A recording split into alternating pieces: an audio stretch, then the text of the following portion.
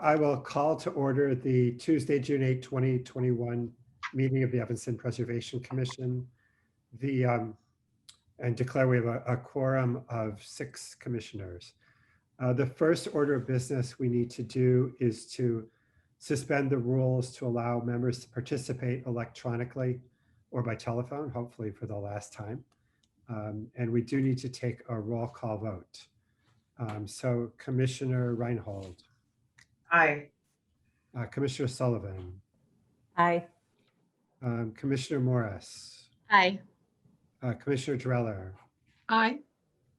Commissioner Jacobs. I'm an aye.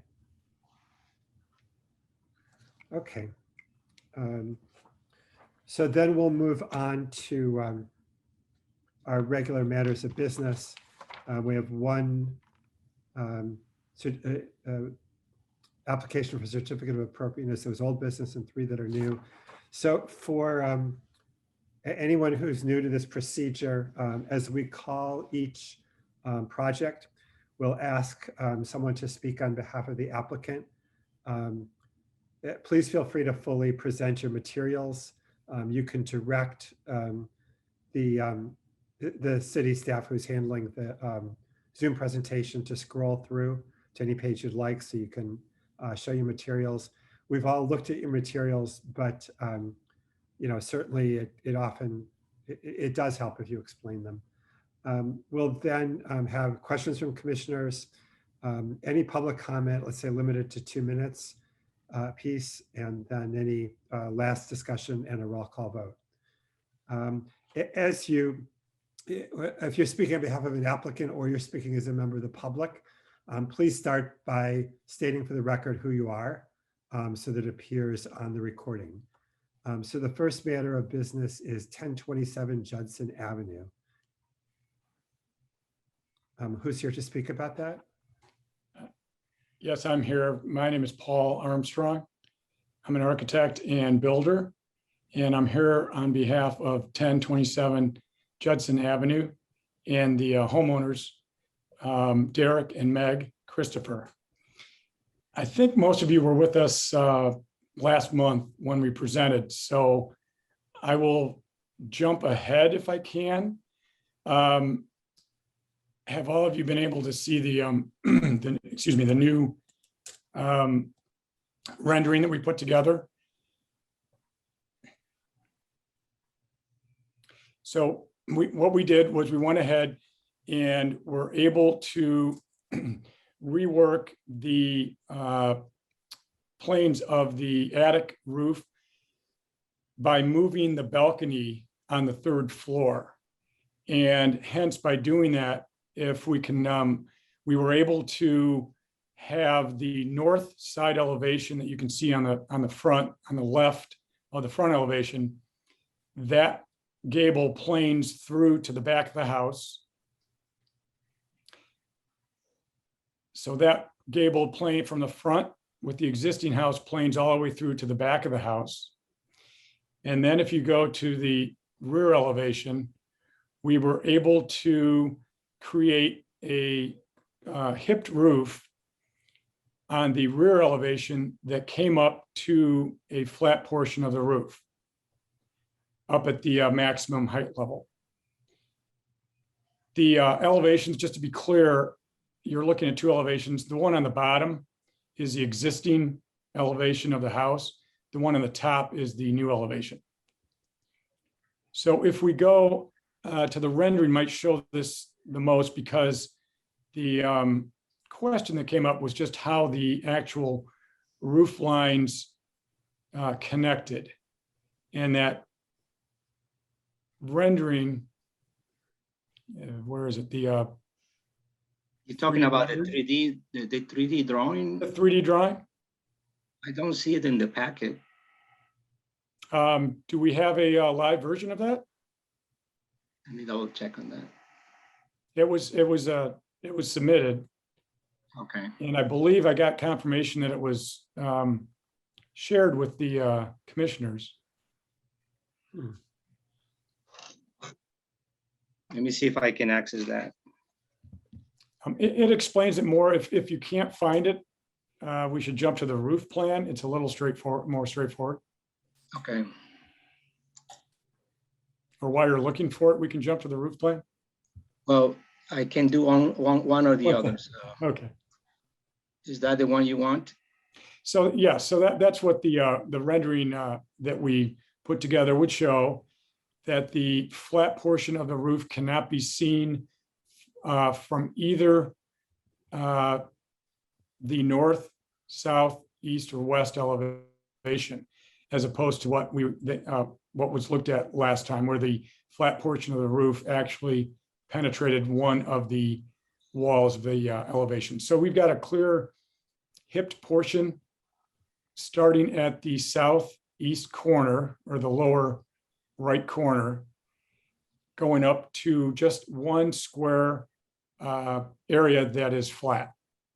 Other than that, the entire roof has gables and hipped roof forms reminiscent of the architecture that's there, and modeling shapes that make good sense.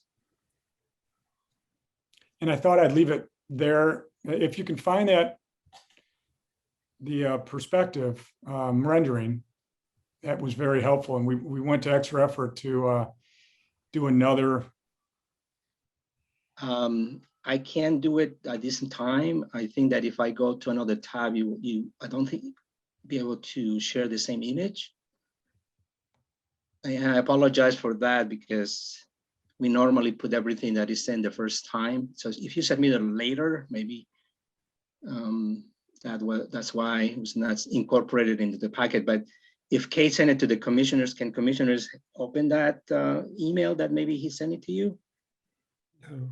It was not in the packet that we got sent us either. The images that we're seeing on the screen are the same ones we got, no 3D rendering.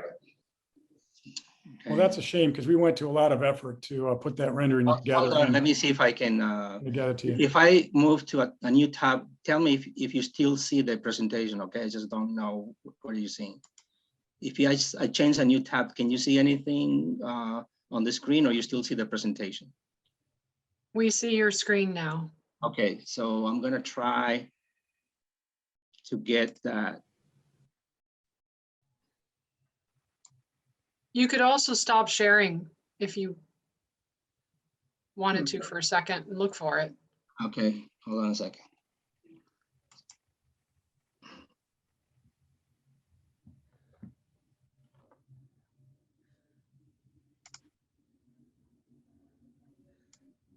Mark, do you mind if I ask a question while we're waiting for Carlos? Oh, go ahead.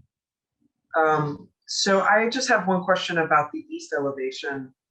Can you talk a little bit about the reasoning behind doing the Juliet kind of balcony railing along the 4 doors that is at the, I guess that's, I don't know if it's the first floor on the east elevation? Certainly. That would be the lower, let's call it southeast area, which is opens up to the kitchen on the inside. And those, because of the architecture of the existing structure, it's up above grade level. But the idea was to be able to open up that kitchen as much as possible to the backyard. So what we tried to do was create not a full balcony, but a vision that you'd have a railing similar to the front of the house. So when you enter the house from the front, you have some reminiscent architecture appearing in the rear elevation, and it also broke up the elevation of those the fenestration or the glass that's essentially a full height glass. They don't open; those aren't doors that open. So, and the intention is not to have a balcony you can walk out there. However, I suppose saying that, you could open those doors if they're protected from a railing standpoint. But they've always been just fenestration back there. And that was the intent. As well as the 3rd floor on that elevation picks up the same character of the front railing. And we felt it was appropriate to sort of introduce that into the rear elevation. Okay, thank you. Welcome.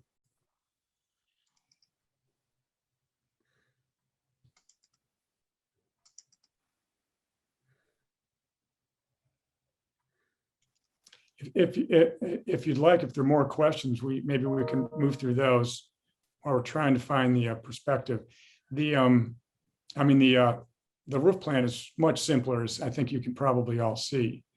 And I believe it has, whether we see the perspective or not, it's addressed the concerns of what I took as a clipped gable look to a straight hipped and straight gable roof structure that came up to an area that was flat that you can't see from the street or from any of the side elevations.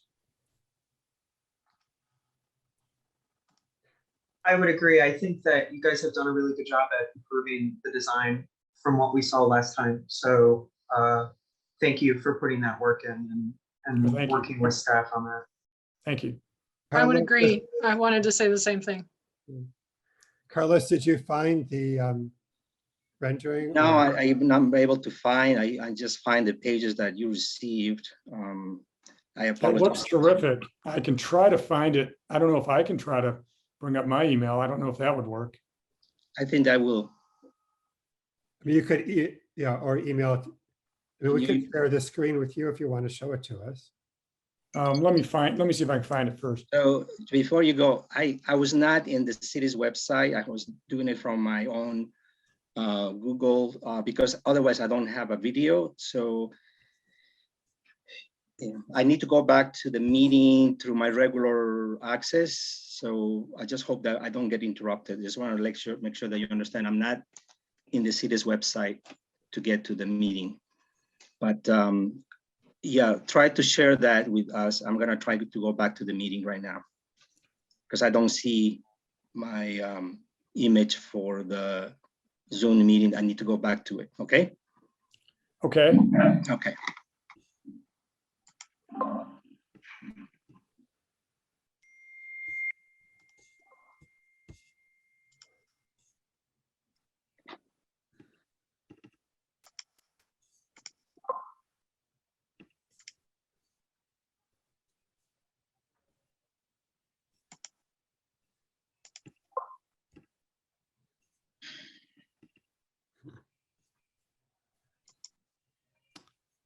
So let's see. I've pulled it up. I don't know. So do I go and share, or do you share it with me?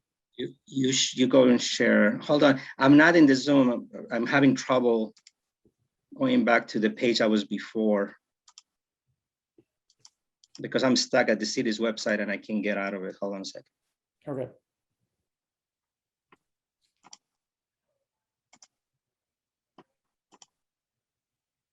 Mr. Armstrong? Yes. Yes.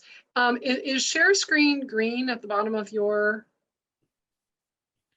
screen Let's there? see. Because you could just click on that and see if you have share privileges. I Okay. don't think you do, but It says share screen, so I can try that.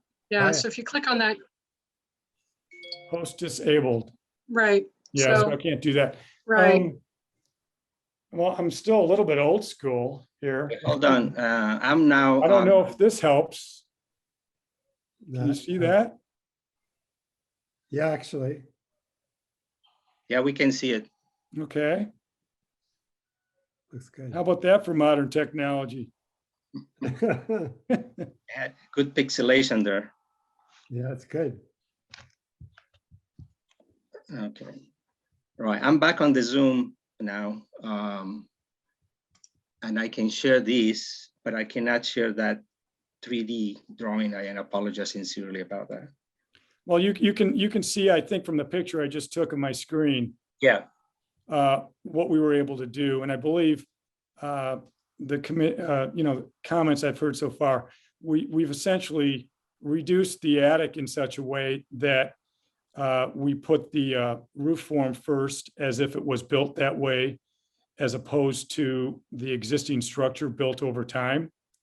And that was, as I say, in conversations and help from the last meeting, where we decided to offer more shed dormers and dormers in the attic space versus trying to create a larger volume in the attic. Okay. All right. Carlos, can you return to the packet? Okay, let me see.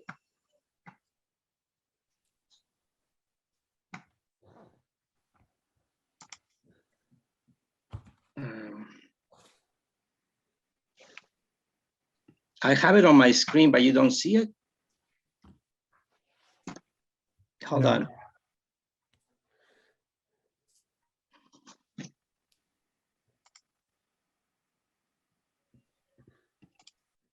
How about now? Now, yes. Okay. So you can see it, correct?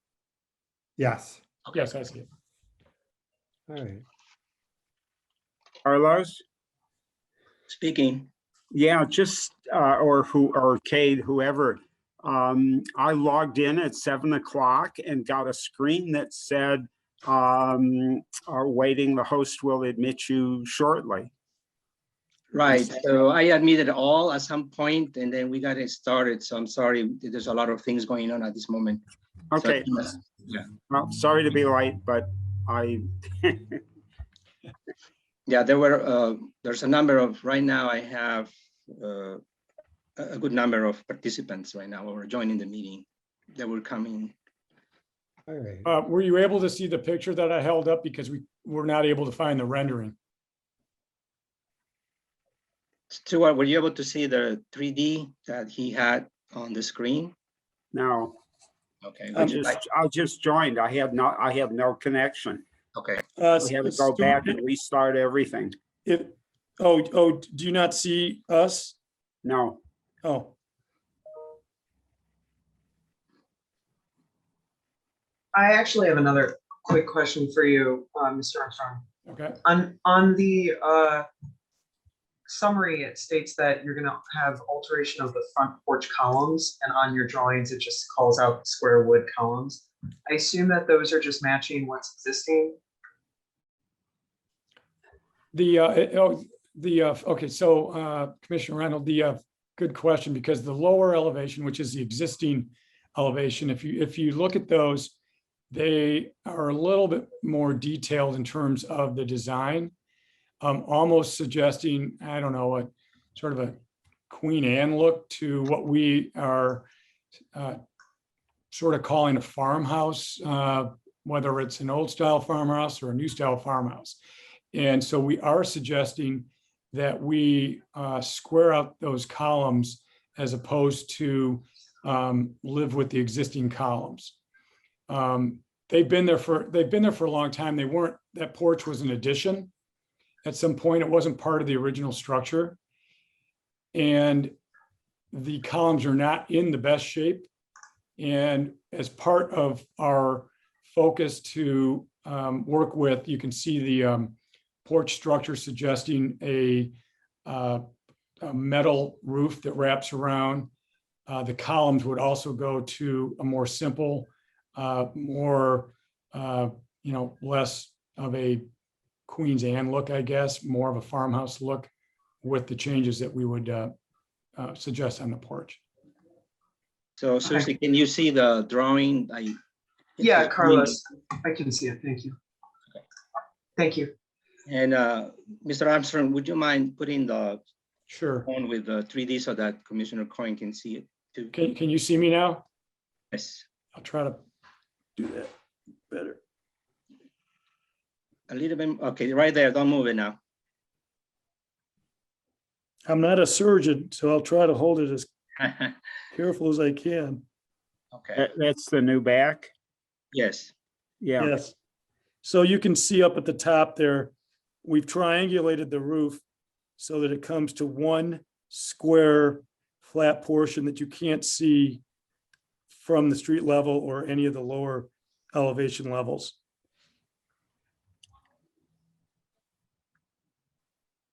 Yeah, it's a shame you can't load that image as part of your presentation.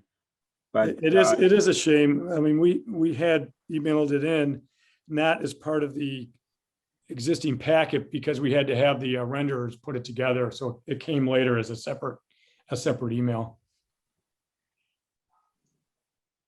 But But we can send it over if that's something that, in terms of, documenting this from an approval standpoint, that you need that in the packet. We can make sure, obviously, that that's Please part of the do. packet. I'll make sure when I get it to put it in. All right. I don't know if there are other aspects of the work you're doing that you want to go through. Up to you. I mean, you've shown the two main. Sure. The other items, really from a standpoint of maintaining some of the character of the existing front elevation, which is, again, really an elevation that has gone through changes over time. And we're trying to bring it back to more of a simple elevation, or simple, detailed structure. We've picked up on each gable, or most of the gables, where we felt appropriate, the design that you see on that main gable over the front door, where we've brought a band board to the top of the windows, and then delineated the area of the gable above windows to below a little differently. They did the existing structure, which is all vinyl siding, doesn't really have any delineation at all. So we've sort of picked up on that feel, brought it around to the other elevations. You can see on the south elevation, if we look down, Carlos, to the next elevation down, where we've picked that up, you can look at the lower elevation, which was pretty much nondescript, and we're trying to bring in some interest where it resembles the streetscape of the house much better than the existing structure, as you can see. We've tried to introduce some windows, as you can see in that gable elevation, where they're not existing, so that it looks more like, even though it's a side yard, it looks more like, the front elevation. The windows were essentially matching the existing windows on the structure with the new windows that we're putting into the addition. And again, other than that, and introducing the balcony that we've introduced, we're pretty much just taking what is part of the existing structure and trying to emulate it on the different elevations, so that the elevations are much better than what's currently standing there. You can go to the east elevation, Carlos. That's the elevation that the rendering was, or the perspective rendering was done from. Okay.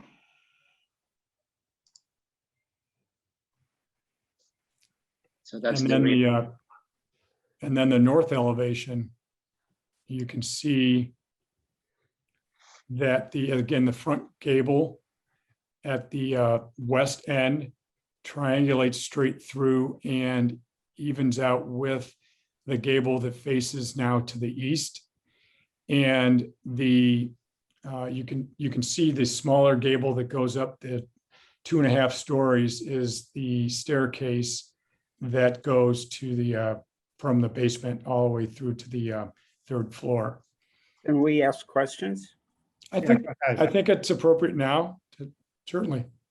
I think, first of all, I think it's vastly improved over what you showed us last time. The only question I would have, the vertical line is to the left of that on the north elevation proposed is new. And I'm wondering why you felt the need to delineate or articulate the stair, because it produces a gable in a section that is, I think, kind of out of scale with the both the fenestration and the gable ends, or the gables on the rest of the house. I mean, if you brought the adjacent piece out another, I think it was all of 1.5 feet, you could do that as a single, much simpler looking gable. Certainly. So as I understand the question, the gable that's on the left side facing north has sort of a double gable to it. It's got on the right side, it's got the stairwell gable right there, and then it steps back about 1.5 feet to a gable that's a receding gable. the challenge and the effort there was because of the fact that it's a switchback stair, if you will, so that the level of the windows as you walk up and down the stairs and the platform are different. They're at a mid-level height. The windows don't line up exactly and wouldn't line up with the windows of the structure, on the other side. So we felt that that was a good solution to do that, as well as the fact that there's the connection, as you can see from the older home on the right side, the existing gable. And we felt that if we introduced a little bit of a step up, instead of just a 3-story gable next to call it a 2.5-story, not even, it was a little bit better broken down. Okay. It is a big shift in scale. It is. We did play with, do you see the windows on the existing gable to the right? They're a little thinner, and it appears that what I'm looking at actually, we tried to match those windows in width on the stairwell, and it doesn't look like what I'm looking at was actually conveyed that way. But when they do match the width of the windows on the right side, it is a more of an elegant look. So I guess what I'm saying, I'm wondering if this was the final packet or whether it was a packet that we tried to get in there quickly so that we were able to get this distributed.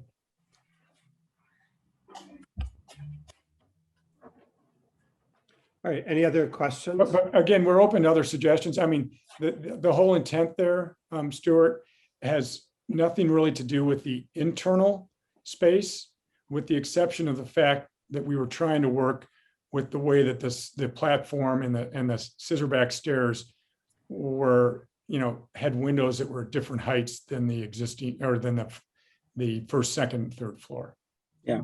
I mean, you certainly should do what you think best from a design point of view. I know of lots of elevations where the windows in the same surface actually have that kind of shift where there is a stair. And I just thought when you look at that same condition and plan, it's a lot of effort and expense to set that forward, set it back. And I think that it does create an element that seems like it's operating at a different scale from the rest of the house.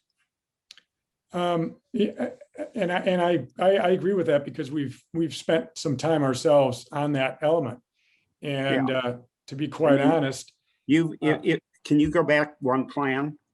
Yeah, to to be quite honest, you're 100% right in terms of the cost element. Carlos, can you get a set to was it up or down one? The one that showed the stair in the adjacent space. This is the stair on the 3rd floor. This is the floor plan 3rd floor.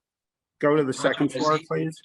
Before that, excuse me? Yeah, if you look, you've got a laundry room and you've popped out a little section, the stair sticks out and then you step back and there's a window, which I think is very nice in line with the sink. And then there's that kind of secondary setback again.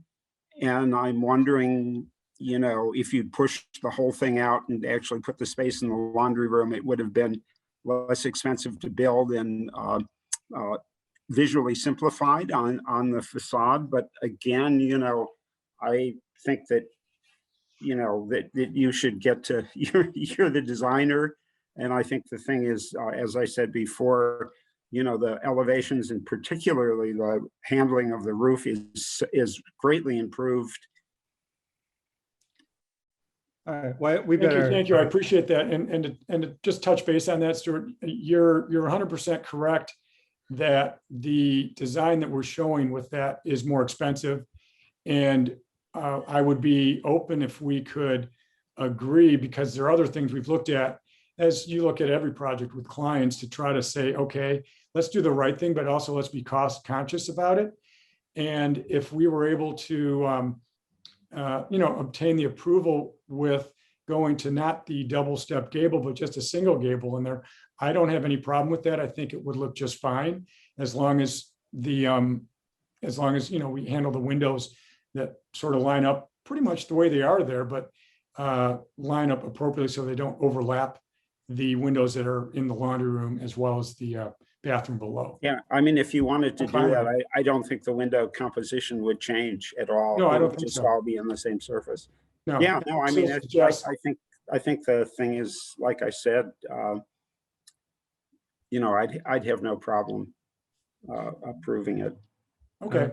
Would you Well, like us to? I'm okay making that change if the other commissioners are, you know, in favor of that. Anybody else want to weigh in? I know I'm sort of overstepping our bounds by making design suggestions, but you know, I'd like to see this move ahead quickly.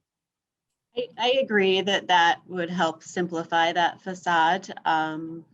Again, I think it's okay as is too, but the simplification would be nice. Can that review, if it turns into a simpler single gable, be handled administratively so he doesn't have to come back? Correct. Can I ask a understand question? the intent. When that's handled administratively, we would just make the change. We would submit the permit drawings and then the, from an administrative standpoint, they would see the permit drawings. So yes, basically, before they issue the permit, we review the plans you submitted for permit. Okay, And in this instance, that would mean that you will have one gable rather than two on the north elevation where the staircase is okay, deviated. And That's I fine. will think that you will propose to make those double windows narrower than will be more in keeping with the size of the windows to the right. yeah, we have them that way. Unfortunately, that's not the way that shows, but they do look much better with the same narrow proportion.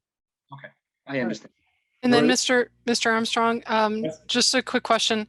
If you were to have one gable rather than two, would it have that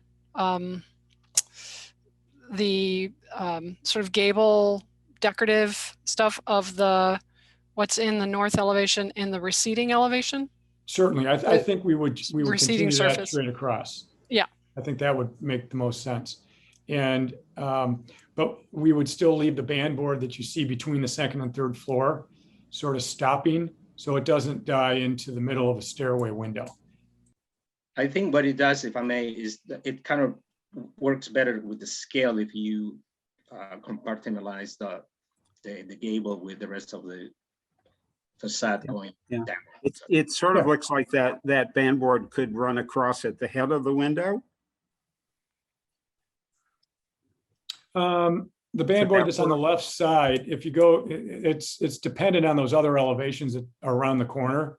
Oh, okay. And because of this is a north really alley elevation, we were trying to pick some logical point to stop that, because as you can see, they don't have it on the existing elevation on the west side, although it does have some prominence on the front elevation. What would happen if rather than springing from if you go back to that elevation from one, what would happen if you just pushed it up so it was doing what the front was doing?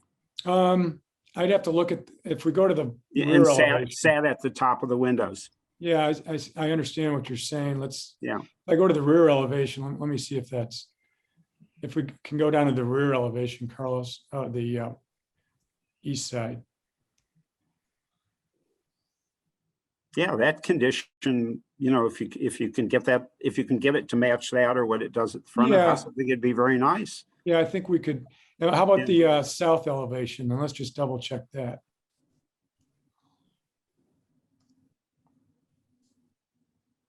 Yeah. I think it works there too. Yeah. Yeah, and it that, just double check. replicate that condition. Yeah, we can do that. And double check back to the front elevation. That's what's driving it right there. It's just the existing location. Yeah. And that existing location is different based on that being an addition in the 50s, as I recall, versus you can see the higher window, or I'm sorry, band board under the window sill on the left side. yes, If you sure, I were, think that- if you were to take that condition, which you have happening on 3 slides and Yeah. do it on that gable, I think it'd be fine. Yeah, I think it'll look really good. You know, you guys, we need to move on. Yeah. We're Yeah. getting a lot of details of the project. I'm happy to make a motion. Okay, let's just, does any member of the public wish to comment? Okay, go ahead, Stuart.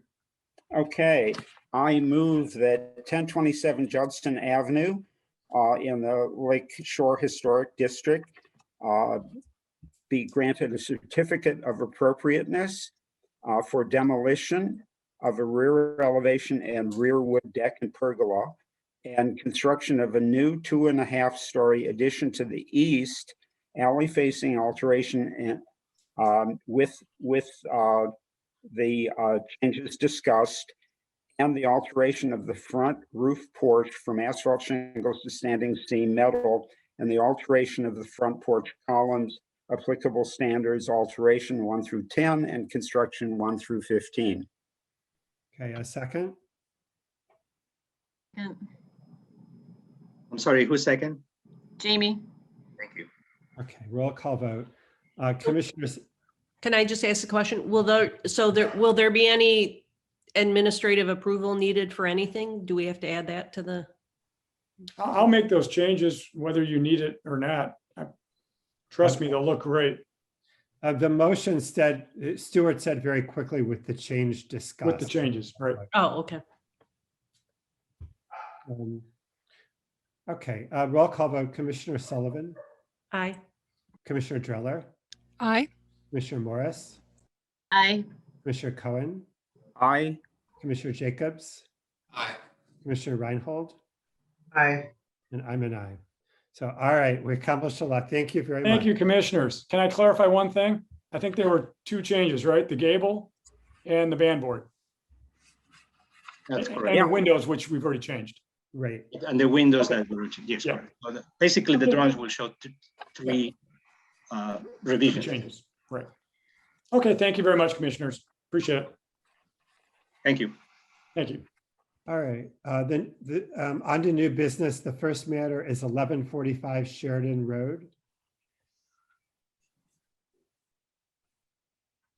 Hi, I can speak to that. I am one of the property owners and the applicant.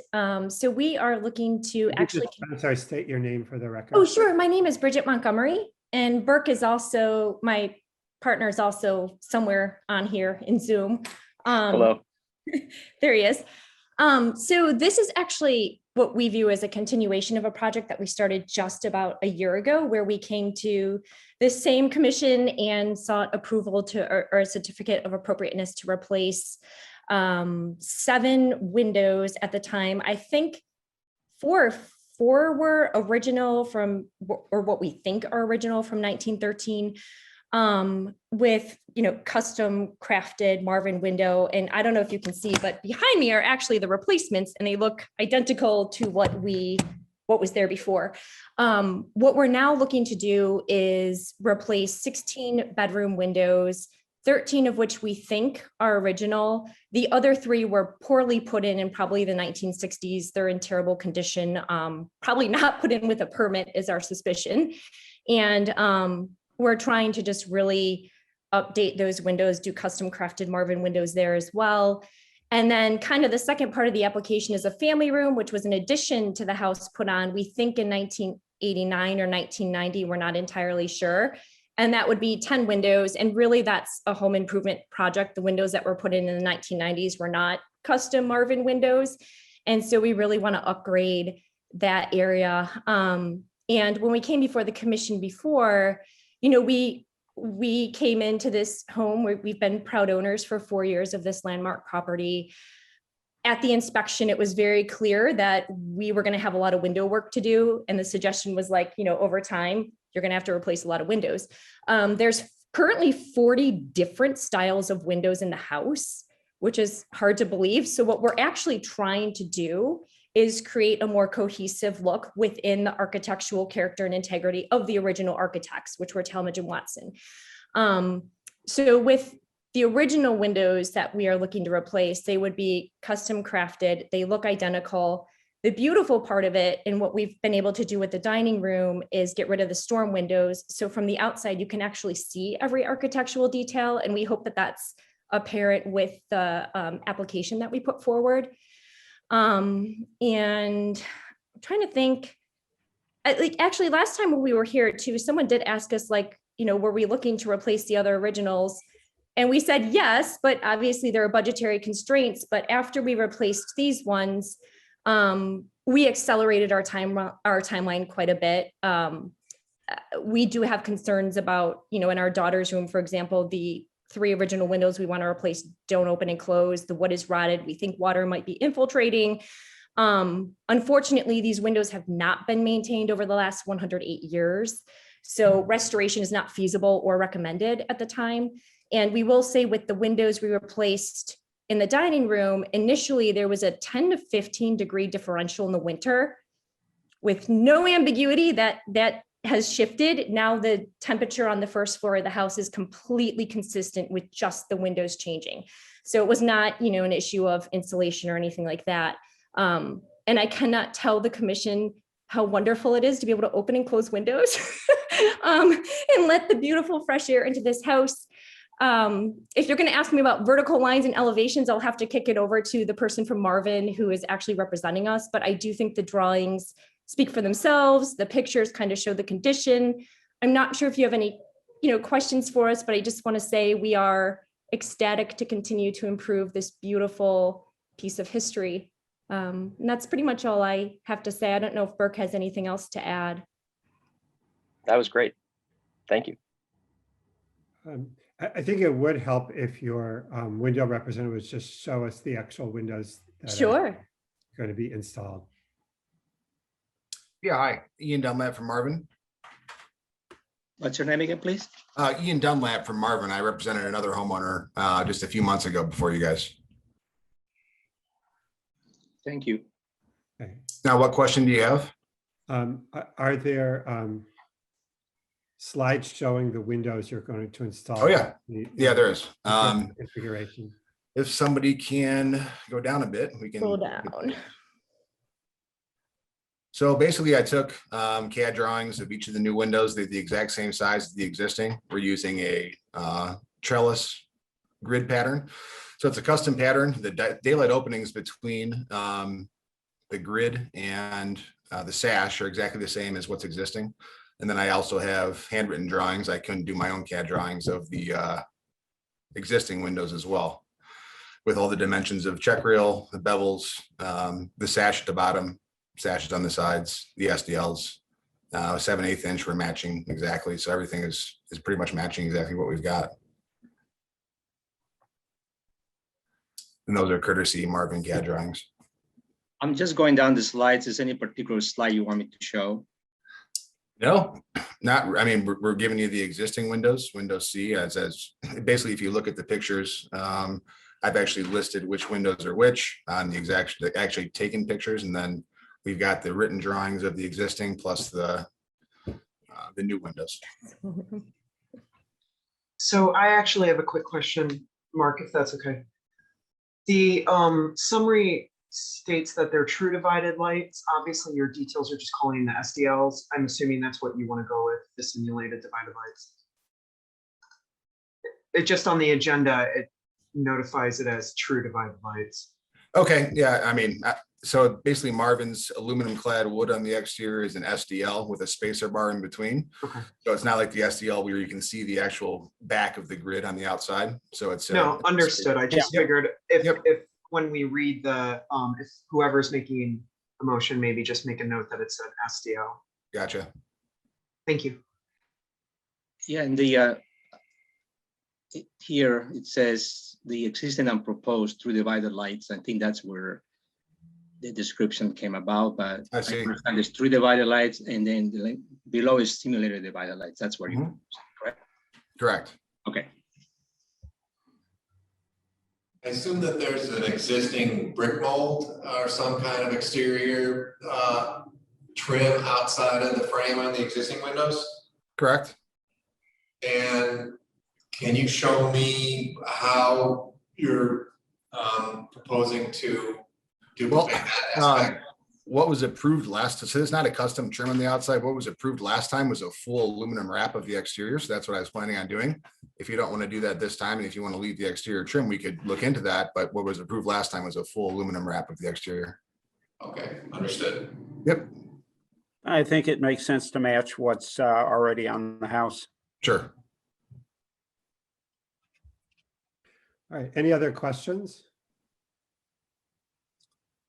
Hey, Bridget, you have a beautiful house. I admire it every time I drive down Sheridan Road, and you did a great presentation. You were better than at least half the architects that present projects to us. Well, I hope you all will drive by because honestly, we're really proud of the work we've done with this home, and the detail on the windows we've replaced is stunning. And, you know, we're the homeowners who are trying to do this right with it. We care about architecture. It's why we own this place. And the landscape project outside is going to be a little more prairie style and really just bring this place home. So I appreciate that. Was there any member of the public who wished to speak to this matter? No. Any final discussion by commissioners or questions? Now, would someone like to make a motion? I can make a motion. I move to issue a certificate of appropriateness to 1145 Sheridan Road, landmark in the Lakeshore Historic District, application 21 Pres 0070 for the replacing of 29 windows on the north, south, east, and west elevations with custom manufactured aluminum clad wood windows with simulated divided lights to match the existing. Applicable standards, alteration 1 through 10. Second? I'll second. Okay, Stuart, second. All right, a roll call vote. Commissioner Sullivan, Aye. Commissioner Dreller, Aye. Commissioner Morris, Aye. Commissioner Cohen, Aye. Commissioner Jacobs, Aye. Commissioner Reinhold, Aye. and I'm an aye. So, all right. Thank you very much. Thank you so much. So much. Bye. The next matter of new business is 1050 Hindman Avenue in the Lakeshore Historic District. Hello, I'm John Umfield, homeowner at 1050 Hindman. I'm Claire Emfield, and just in the event that a 3-year-old gets out of bed, I might have to exit the screen, but I will be right back and John will stay just in case. So I know you've all kind of reviewed the submission and the packet. We kind of wanted to kind of walk you through, I guess, our journey to even be here and understand what the commission is as new homeowners in this district, and why we're kind of putting this request in to change the material on our roof. And so we moved in only in early May. During our inspection, it became very apparent to us that our roof was pretty in rough shape, probably from the hailstorm that impacted most of Evanston last year.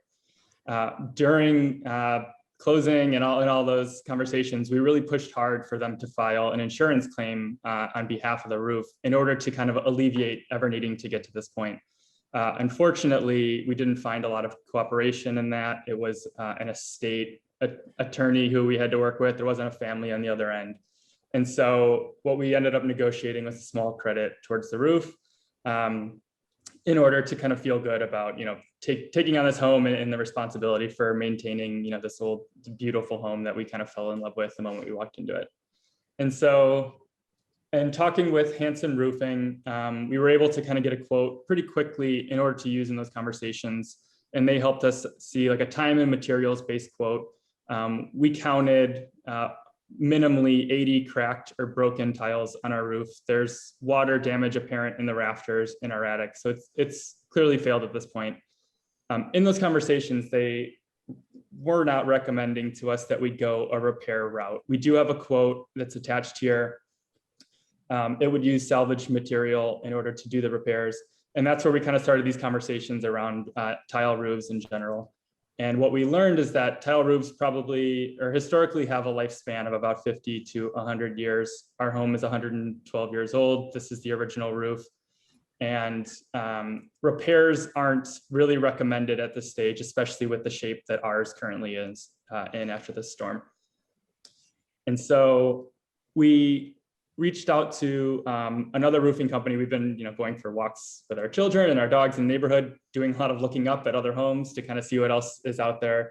We found another roofing contractor, Precision, who is doing a project just 2 blocks south of us, and got in contact with them to help build a quote. Unfortunately, we don't have a quote in hand for this meeting, so this is kind of all we have that we're showing on screen here.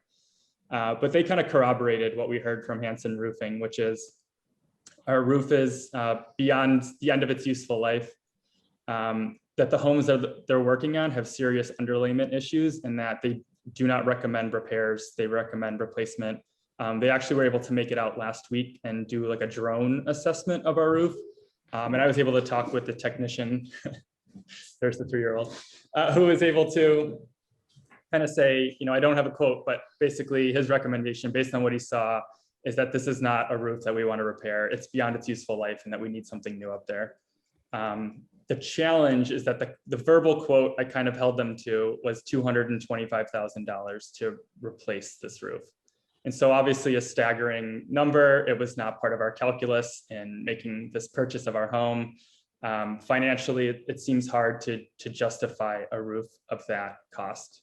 And so we are being told by independent roofing, 2 separate contractors, that this is not something that is worth repairing, that the money needs to go into replacement. And the quote we have for replacement is something that is, I don't know what numbers you've heard in the past, but it blew us away basically. And so that's the point in which we really wanted to start exploring, how do we maintain elements of this roof to give it the visual appeal that this tile roof has, because we cannot proceed with a roof of that cost to replace. And again, it's in the kind of the letter I wrote here, but that would be with a modern production run tile. It wouldn't even mimic the original thickness of the tile that exists on a roof. That would be a custom project. And so the price would go up from there. We don't have that quote in hand either. Yeah, you can see a little of the damage here.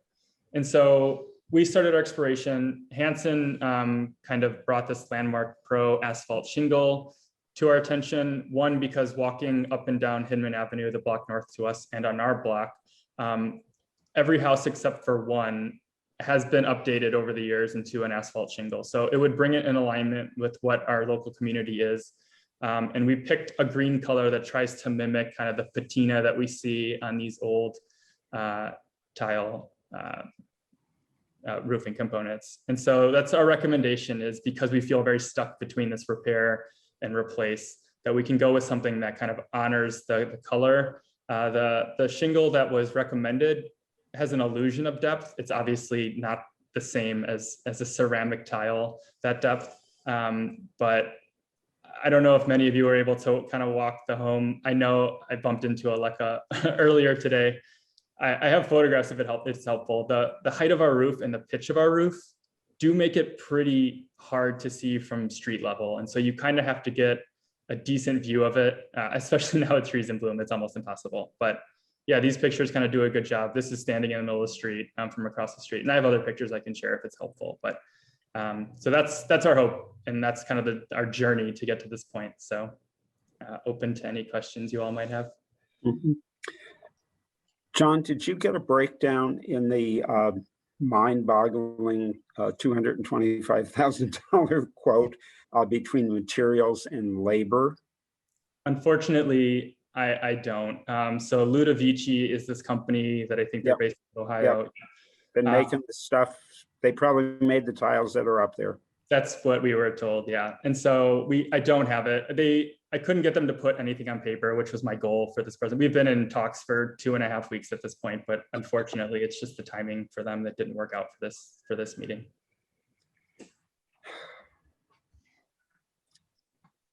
Have you guys explored composite or metal shingle options? No, I don't believe so. I think we were trying to, so composite as in like a composite tile, is that what it is? Yeah, it's an ersatz material. It's a mineral fiber composite that look, and they make it, and it looks sort of like slate, and they make them and they look sort of like tile. What it has that the asphalt shingle roof doesn't have is an edge thickness. Granted, the pitch of your roof is kind of low and it's hard to see, but you know, what you're proposing would try to replicate the color, but it would not replicate the texture. So I'm wondering, since we're all now getting used to saying yes to simulated divided light windows with their greater energy efficiency, since the look is something that's acceptable, whether you've gone through an exploration of other products. And the reason I asked about a breakdown between materials and labor is that the alternates to actual clay tile will probably be significantly less money, but the labor may not be significantly less to put it in place. So I don't know if this is the same material, but the technician from Precision who I was speaking with, he mentioned another alternative that is an option. I don't know if it's the same one, but he, again, works for a company that I think is a partnership with Ludovici, but was pushing against kind of using, and I don't know if it's the exact same material, I apologize, but using kind of like a B grade version of a ceramic tile as a replacement. Due to they don't have the same longevity, obviously, as a ceramic material. And for the cost, it doesn't kind of make sense for what you get, because I think the labor costs to kind of peel back the whole roof and get up there and reinstall the new one. So I wish I had numbers to kind of have for the commission today, but unfortunately. The virtue of doing a complete replacement is the underlayment. I'm sure that Hanson has recommended that you do the whole roof, yes, because of the low pitch with ice and water shield. Right. Correct. I believe that's in the quote that is attached here. I mean, that's the biggie that's going to keep stuff out of your attic, keep water out of your attic. Should be nice. So I went by this home actually today, and based on the survey sheet, the historic features don't actually state that the tile is a specific material. It does obviously talk about the low pitched hip roof with the overhanging eaves, which I think is a strong element to the design. We've obviously approved using a shingle on homes before. It's not a landmark home, it's just a contributing home. But since it is such a low profile house, when you walk by it, it's really hard to see that roof. It doesn't have a steep slope where you see the tiles, like in a lot of the tile ones that we've seen. So I'm actually, for this very specific case, I'm actually more open to an alternate material than I think I would have been if it was a steep slope roof, where we see the cedar or we see the clay tile more significantly. It's just a little bit of a unique situation in that sense. Great. Other commission discussion?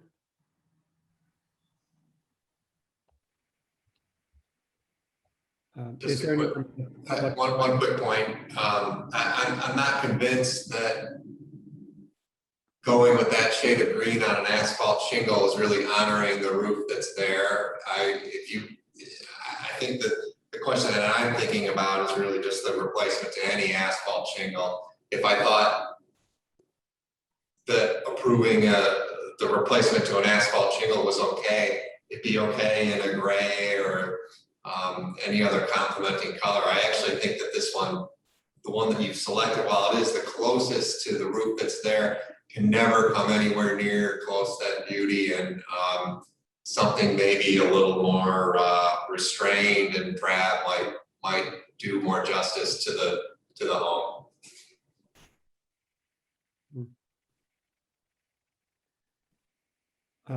Was there any member of the public who wanted to speak?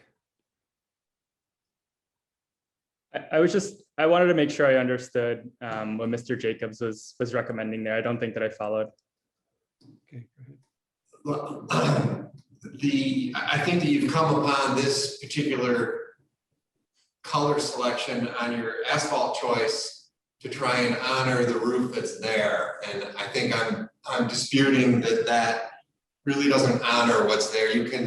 There's no asphalt shingle that you could pick out of any series of hues that could come anywhere near close to the beauty of what you've got there now. I do agree with a lot of the commissioner sentiment that this is not a very visible roof, as beautiful as it is. And definitely leaning towards approving the change to asphalt. I'm saying that there are obviously other asphalt color available, and one that might be a little less vibrant actually might do a little more justice to the home.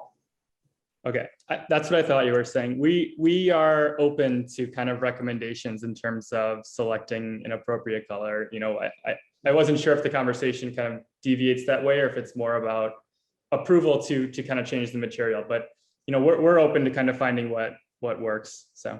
Okay. And we can't require you to use any specific colors. It's not generally accepted. That's not within our purview. I mean, we can recommend things we think would look good, but that's ultimately up to you.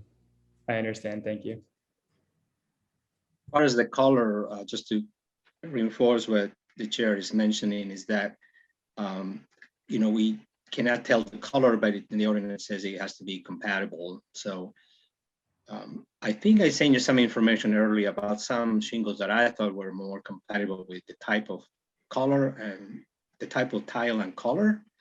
But I just shared that with you, but you still send back this one. So perhaps we can continue exploring what color would be more appropriate rather than that. I kind of agree with John. You know, once you've gone to an asphalt roof, it is such a dramatic change that, you know, you should actually put any color up there that you'd like, as far as I'm concerned. You know, I mean, I think it's totally unreasonable, since this is not a landmark structure, for us to require you to spend, you know, $250,000 or in that ballpark to put a new roof on it. But it really pains me, as someone who loves old buildings and who is a big fan of George Mayer's work, to not see an asphalt shingle go on this house. Although I think that if it came to a vote, I would have to vote to approve the asphalt shingle roof.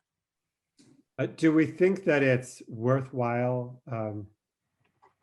asking the homeowner to explore some of the other materials, or is the likelihood that's going to be similarly expensive? I would like to see it looked into at least. Yeah. I would go along with that. I mean, I think ultimately, you know, I wouldn't vote to make you spend that kind of money on it, but I don't think the asphalt roof is going to be anywhere near the equivalent. And it is sad to see it go without at least investigating alternatives. I also, in terms of repair, it in fact, you know, may just not be feasible at this point, particularly with what's under the roof. But I'm wondering if I couldn't tell from the description whether the contractors who have looked at it are actually contractors who are experienced in repairing that kind of roof. Hanson Roofing is a really good contractor. Yeah. And Precision, I mean, there's a clay roofs, Stuart? What? Do you think they have any experience with clay roofs? Oh yeah, yeah, I know they do, and they've done slate roofs for us. So you know, unlike the guys that do asphalt or even do cedar shingles, that I think you need someone who has experience with slate or with clay tile roofing. Precision let me know, and I don't know if this applied to Hanson, I didn't confirm it, but that they're like a licensed installer with Ludovici, and if you don't go with a licensed installer with them, they won't warrant their product for the 75 years. And so I don't know that Hanson is or doesn't, or, you know, has or does not have that relationship, but it kind of says that like the quote we are getting from them is the one we need to go with in order to kind of get the guarantees that come with the manufacturer warranty. I have a question for the applicants. Have you talked to Hanson or anybody about perhaps salvaging one or two of the tiles in case somebody in the future wants to reconstruct it? I mean, what did Hanson say about how they're going to remove the roof? Are they just going to toss them on the ground and No, I think they leverage any tiles that they can from their projects and reuse them in later projects. So I think they are, how much longer they are able to kind of apply salvage tile on roofs is to be seen, but I'm pretty sure that they keep them in like a storage facility to use for projects like this, because it's hard to find, I mean, this material, this thickness, that color, it's really hard to kind of track down those materials these days. I just, I mean, if we're gonna, if you get the approval to remove the roof, it seems like before it's removed, perhaps some documentation or something so that if someone in the future has deep pockets and wants to replace it, you know, the way it was, perhaps there's some knowledge about what they look like and their color and their thickness. I mean, but I don't know. I don't know if we can require you to do that. We'd be happy to. I mean, there's a few cracked ones in our yard, but we'd be happy to take like a full one or a handful of them and kind of keep them to the side for sure. I have a procedural question then for Carlos and the commissioners. If we approve the replacement of the existing roof to an asphalt shingle, can we amend this for a composite shingle with approval to be determined administratively so they wouldn't have to come back? I don't think so. I think it's a basic choice of which roof. I think we either have to approve the asphalt shingles or continue for 1 month and ask the applicant to come back with further investigations and then you know, consider what type of, you know, whether this is the only viable alternative or not. But I think we're there to approve. It's just the whole basic premise of it. If we do approve the asphalt shingles, can a different color choice be approved administratively? We don't actually approve the color choice. Okay. That's correct.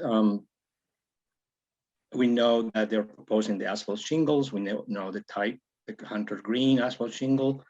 I will say that the color that you see on the screen is not necessarily what the actual color looks like. It looks very strong, like I said. But if the commission would like me to help the applicant to explore more color to his choice, I believe he has all the intentions to find something that would be a good match to the original.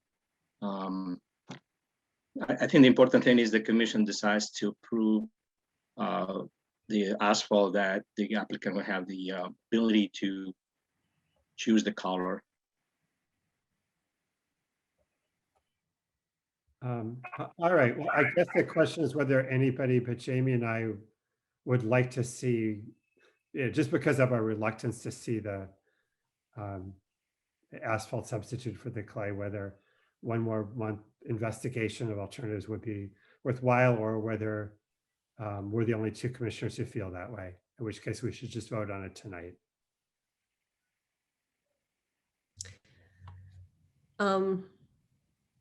Well, I have to say, I think some of the other commissioners have more experience than I do about the products that are out there. I think I agree with what's been said already, that it's not a landmark house. I can't, you know, I don't feel good about not, you know, we can't ask them to replicate the roof. But it is going to be a dramatic, luckily it's not, you know, when I was walking around from many angles, it's not like some homes, a highly visible roof, but that element of texture and depth is, you know, it's not going to be there anymore. And if there's any way that some other composite material will replicate that within a reasonable amount of, within a reasonable expense, I prefer it. But But I don't know, I guess I asked some of the other commissioners with more experience whether, you know, a little bit more digging on the homeowner's part is worth it, or whether their knowledge of these materials is such that, you know, it wouldn't make a difference. Does anybody, Stuart, do you know, or John, or?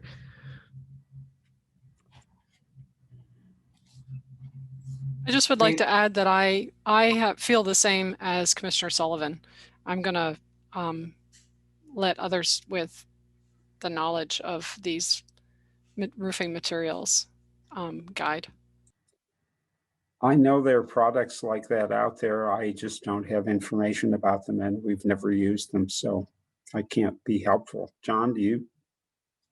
I've used some composite shingles before on a church, and I will say, looking at the proposal from Hanson for $18,950 to get 30-year-old shingles, 30-year warranted shingles, the composite roof is not going to be $225,000, but it's not going to be close to $20,000. I mean, it's going to probably be a six-figure number. So it's cheaper than the clay, but it's still going to have a significant material cost to it when I compared to agree with that sentiment, and for me, the payoff would not be worth the extra cost. My heart will be broken when this roof goes off, even if it is replaced with the composite material. I agree with that. I think we all know that losing this roof is a loss for preservation, but without forcing a six-figure dollar, you know, I think we've let asphalt shingles go on other buildings too. If it was a landmark home, I think we'd all be talking differently. Okay. All right. Well, that certainly swayed me. All right. Would somebody like to make a motion to approve and we'll vote, you know, if somebody objects to deciding tonight, they can vote no. Can I just ask if the commissioners would feel like we should require some of them to be salvaged and set aside in case somebody in the future wants to reconstruct it? I mean, is that a valid thing for us to do? I don't think we have any power to do that, but we can certainly ask that it be done. Yeah, couldn't we ask it as a recommendation, Mark? Sure. I would second that the value of that may be that somebody else in town has a roof that needs to replace a few of them. And if a few are on hand and word passes through the commission, and somebody doesn't have to go to the manufacturer, that might also be nice. Okay. Would somebody like to make a motion?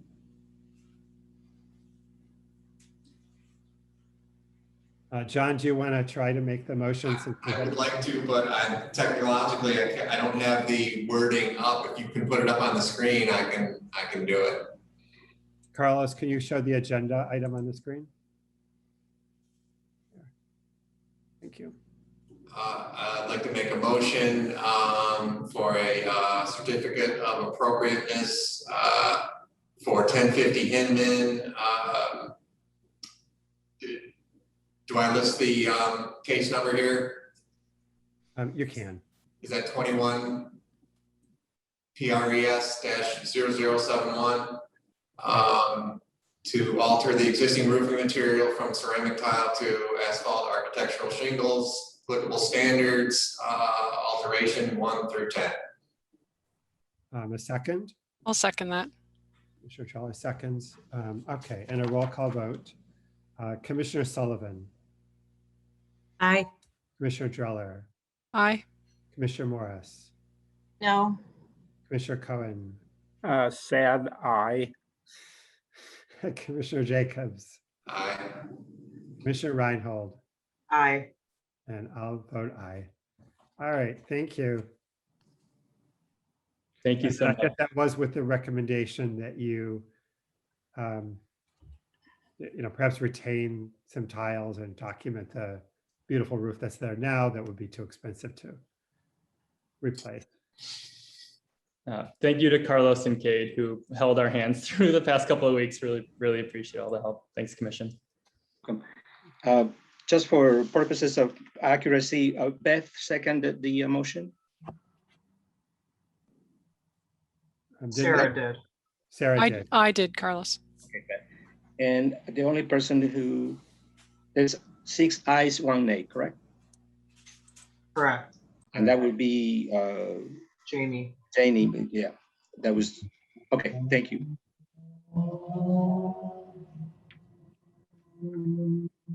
Next matter of new business is 1629 Judson Avenue in the Lakeshore Historic District.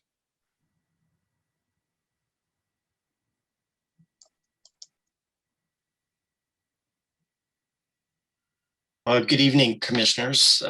Thank you for your time and for your consideration for our application for certificate of occupancy or certificate of appropriateness. I'm Steve Runowitz, Studio R Architecture, on behalf of the homeowners, the Zimmerman family, and also the Mosaic Construction. So we have a kitchen renovation that we're doing in the back half of the house. There's a floor plan, I believe, that's coming up. And in the process of renovating the kitchen, we are proposing to remove a few windows on the north facade. There's a bay that extends out from the north facade. It's on the rear half of the plan. And so we are requesting some window changes on the north facade and also on the east facade and south facade. If we can pull up some pictures of the street view, you can kind of get some context and see where the windows are in relation to the rest of the house. So we're looking at the north facade right now. The bay that we're referring to is in the background. So you sort of see the bay from an oblique angle from the street. And so the front of the house, you see there to the right, sort of has a bit more of a formal organization to it. But when you turn the corner and head to the north facade that we're talking about, the window organization becomes much more varied, almost to the level of playful with the roof lines that extend to various heights. And we have quite a variety of window sizes, proportions, etc. So let's see if we can scroll down in the pictures.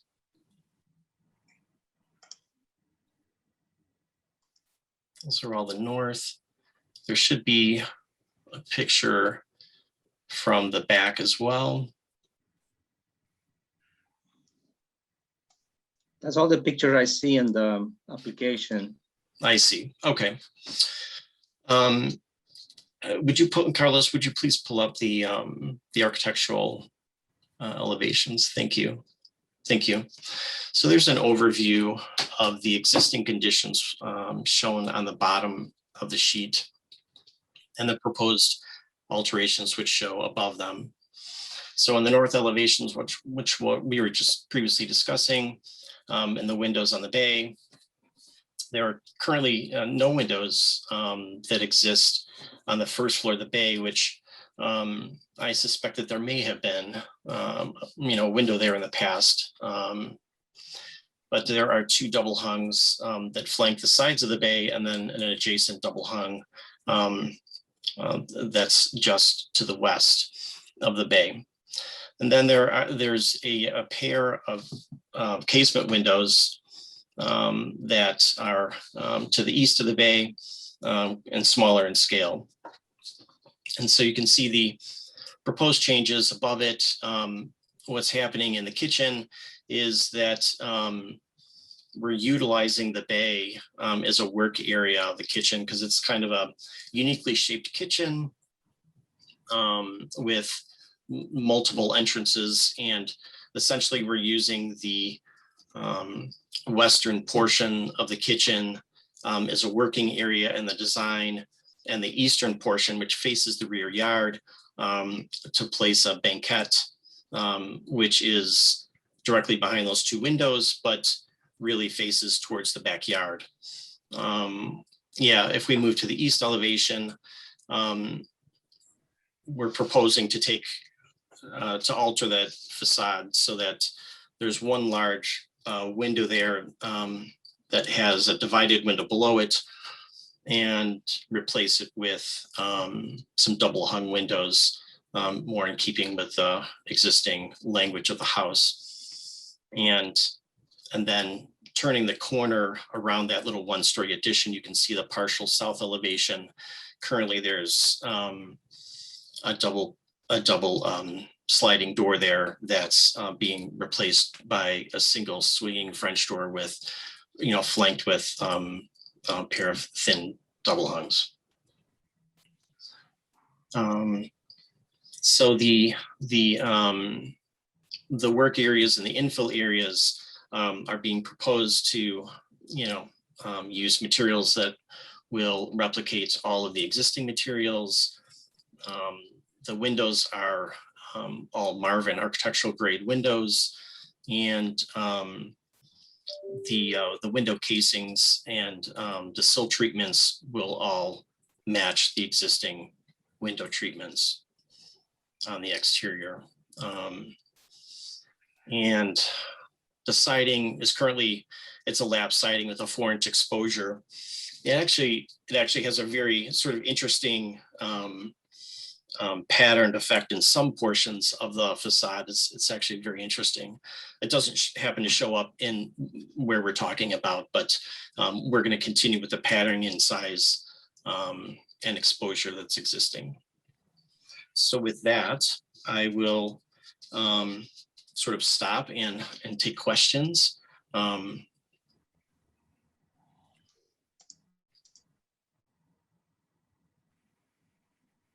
What is the cladding that's there that you're infilling with? The existing is a wood lap siding, and we're going to replicate the wood lap siding. Okay.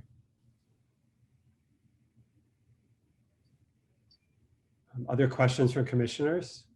The horizontal, the skinny horizontal windows that you're adding, I assume, and thank you, by the way, for including plans. They're not required, but the elevations that you are showing us would be inexplicable without the plans. Mm-hmm. So I assume that those little horizontal windows are actually above a stock cabinet size. Is that correct? That's correct. So they're basically, rather than bringing a lot of light into the kitchen, they're sort of washing the ceiling with some light laterally.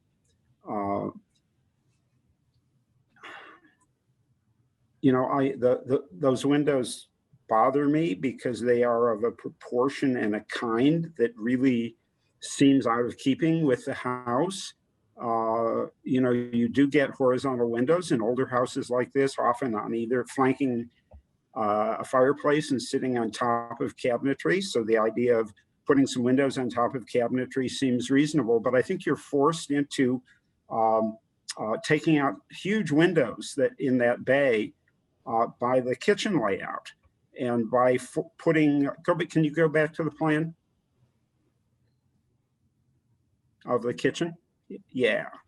By putting all the cabinetry along the perimeter, which is the obvious thing to do, you have no place to put windows, especially if you're going to use upper cabinets for storage there. So one solution to the problem would be to limit the upper cabinets and not put them in the bay, so that you could have a sink with windows that came all the way down to a backsplash height. Another possibility would just be a different kitchen layout that doesn't require you to walk quite as far from the sink and food prep areas to either the refrigerator or to the cooking area. For instance, if you imagine that kitchen with a really big island, keeping that bay free for new windows, that would be a possibility as well. Anyway, so that's my reservation there. I like the built-in banquettes and the windows that surround them, but I don't think that by dropping the center windows lower than the ones where the sill is determined by the back of the banquette. It seems to me that you're introducing a T-shaped window motif that doesn't have anything to do with the rest of the house and seems out of keeping with it. And, you know, for 6 inches of window or whatever the difference is, I think it would make for a better and simpler elevation to just run that sill straight across. Anyway, those are my comments, but my biggest reservations really are about the little sort of horizontal slot windows at the ceiling.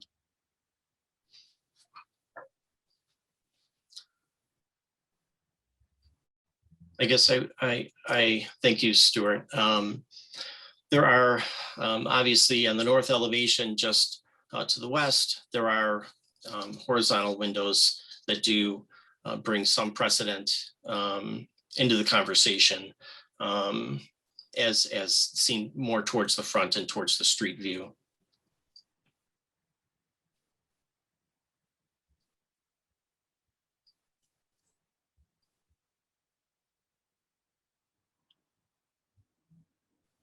Questions from commissioners?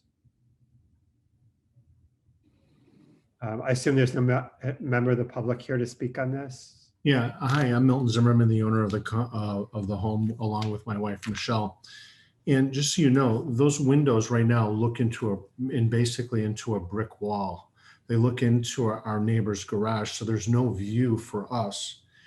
And the eastern portion of our property, if you'll quickly look at the east elevation, we're going to bathe our kitchen in sunlight. That's where the sun rises. And so what we're putting in, basically, the predecessor, whoever built this kitchen before, I doubt pulled a permit. And what we're doing is we're bringing in Marvin windows. We're going to bring, as we've done before, this house to its prior beauty. And we're putting a whole bank of windows in here that are going to just make the kitchen beautiful, looking into the garden that we just put in last summer. For this portion of our property, the northern portion of our property, we've talked to our neighbors. They're totally cool. You can barely see that part of our property from the street. You really need to be on their driveway to look at it. And we've exhausted all possibilities in designing this kitchen. And the design of the kitchen that we have right now is exceptional. And any compromise would really kind of like mess with the utility of the property and the kitchen.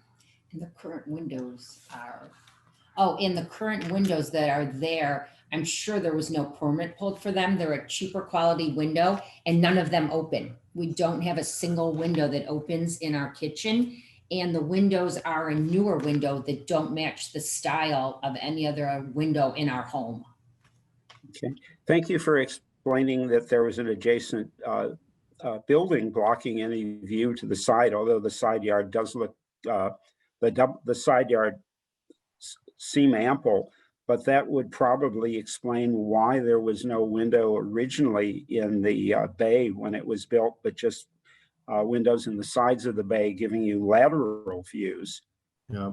And then, you know, just Stuart, real quick, you know, our next door neighbors, the Zivins, nicest people in the world, have been living there for 30 years. And they did send a letter into this commission letting them know, letting you all know that they're totally cool with anything that we would do. They're 100% on board. And so we're very pleased to be able to present that to this commission as well. All right. Other discussion by commissioners?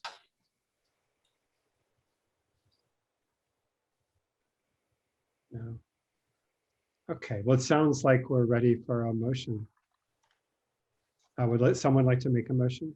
Mark, I'll give it a shot. If you could help me know what I'm supposed to do. And Carlos, would you mind putting the page up? Yes.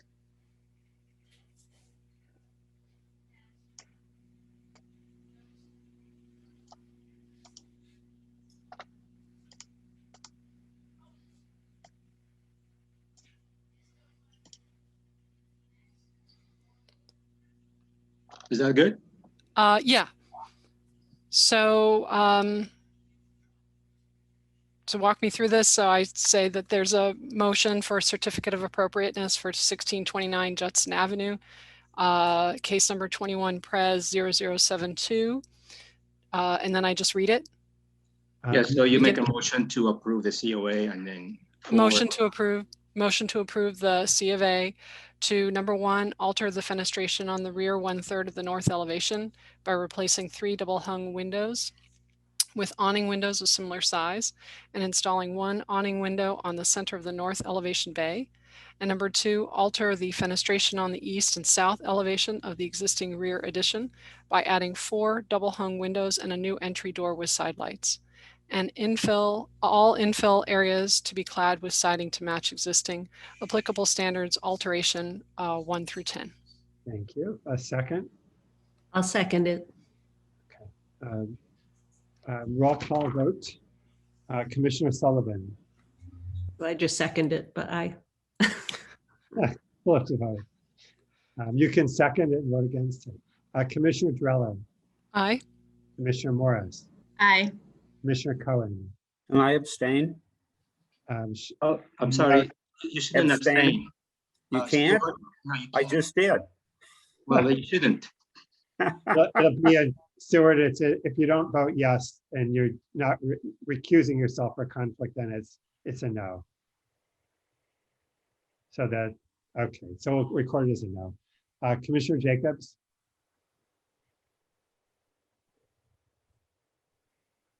John? Aye. Commissioner Reinhold. Aye. And I'm an aye. So thank you very much. Thank you very much, commissioners. I'll change my vote to an aye and make it unanimous for them. Sure. Thanks, Stuart. Thank you for your time and for your input and for your service to the community as well.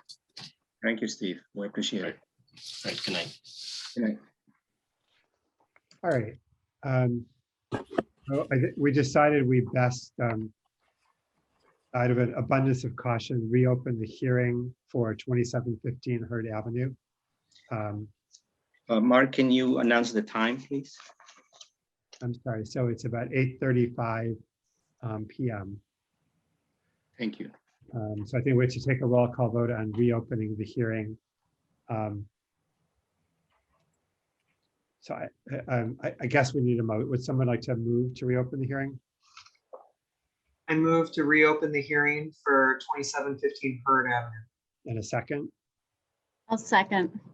Okay, roll call vote. Commissioner Sullivan, aye. Commissioner Dreller, Aye. Commissioner Morris, Aye. Commissioner Cohen. Can I ask why we're reopening the, We'll talk about, I mean, we have to, we can talk about the purpose. We have to open the hearing to talk about it. okay, then I guess I'm an aye. Commissioner Jacobs, Aye. Commissioner Reinhold, Aye. and I'm an aye. So the procedurally where we are is we've already had the presentations by the applicant and by the owner and commission discussion. We've already approved the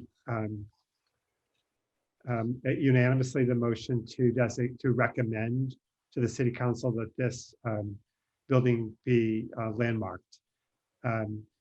The report has been written and commented on, and we can, if we wish tonight, approve the report and ask that it be sent to city council. We do have one more month to before the deadline if we decided we wanted to work more on the report. This isn't a we've already voted. We don't, the only vote tonight is whether to approve the specifics of the report, not the motion to landmark. But I think one or more representatives of the owner had asked to speak, and although it's kind of really out of the order of things, I don't want to deny them the opportunity to speak. I would just ask them to keep it brief since we've really already concluded the presentation. But if the owner or in fact any member of the public does wish to speak to this, I ask that you keep, any individual keep to a couple minutes. And recall again, our purpose tonight is really just to discuss the report. But would anyone like, I think one or two people had signed up to speak. Carlos, you have anybody who's actually signed up? We should let them first. Yeah, we had 3 people who have expressed interest to speak. You want to call their names, each name, and let them speak? Again, I'm outside of the city's website, but Gary Shoemaker is one of the speakers, and also Miss Ann Ruchek. And there's one Mr. William, I believe. The third person, Gary, maybe you can help me out. I can't say, is Gary here to speak? Yes. Gary, did you wish to speak? I will. We had asked, Anne had signed up first and was going to make a statement. I'm a couple of, just a clarification. The owner made no presentation. You mentioned that in your opening remarks. We didn't make a presentation. We made comment in the last one. And the intention was to participate in the public comment section of this agenda item. So I would like to understand more as to your reasoning for reopening the hearing. We talked about whether to review the report and discuss it, and to hear your comments, which you guys had signed up and asked to speak, whether we need to reopen the hearing. I think there was not, to be honest, we were not clear whether we needed to reopen the hearing or not to do that. And we solely did so as an abundance of caution. So partly just to give you the opportunity to speak in case what you wanted to say was important, and to make sure it was on the record. So there was no magic to calling it reopen versus calling it discussing the report. They amount to the same thing. We just, again, wanted to err on the side of caution, and again, make sure you had an opportunity to speak. So if you'd like to have Anne speak first, please go ahead. Okay, shall I start then? My name is Anne Ratajczyk. I'm the chairman of the board of Second Church of Christ Scientist and a lifelong resident of Evanston. In order to conserve the commission's time, I will be speaking on behalf of all the members of the Christian Science Church. This church has been part of the Evanston community for more than 90 years, and in the building at 2715 Hurd for almost 75. In recent years, the size of our congregation has decreased so that our building, which seats 400, is too large for the 40 members. Our goal is to sell the building so that we can purchase another building that is more appropriate to the size of our congregation. The church has been on the market for the past 4 years. We have had contracts with 3 entities, 2 of them churches. All of them have been terminated because of a combination of community opposition and negative governmental votes. It is an economic hardship for our members to retain this building, and the burden is increasing. Maintenance alone on this building averages $32,000 a year. Because the building is almost 75 years old, its infrastructure is deteriorating. The mechanical systems are significantly past their useful lives. For example, the cost of replacing the air conditioning is now more than $150,000. These expenses are a significant burden to our small membership. The recommendation of the draft report is based largely on the assumption that the building was designed by Lawrence Perkins. In fact, in minutes of a September 1, 1937 meeting indicate that it was the firm of Perkins, Wheeler, and Will, with Dwight H. Perkins as consulting architect, that was hired. The letter of September 17, 1937 references the credentials of Dwight Perkins. Lawrence Perkins' name is not used. He is only referred to obliquely as, quote, younger members of the firm bring several years of experience, end quote. In fact, although Lawrence's name is on some of the correspondence, it is E. Todd Wheeler's signature is on the draft contract submitted by the firm. Therefore, this building should not be granted landmark status because it cannot be clearly proved that the design was that of Lawrence Perkins. Even if it could be proved, Lawrence Perkins was the architect, it doesn't mean that every building he ever designed should be landmarked. The draft report focuses on his design of Pearl Island School. His acclaim as an architect rests largely on the 400 schools designed. The mere fact that this may be his only church does not render it worthy of landmark status. The draft report is well written, but on pages 6 to 11, it simply takes basic elements that are found in many large buildings and combines them with decorative details into what is claimed to be sufficient to satisfy the standard, but it is not a unified original architectural conception. Though we have enjoyed worshiping in it, the building is not special architecturally.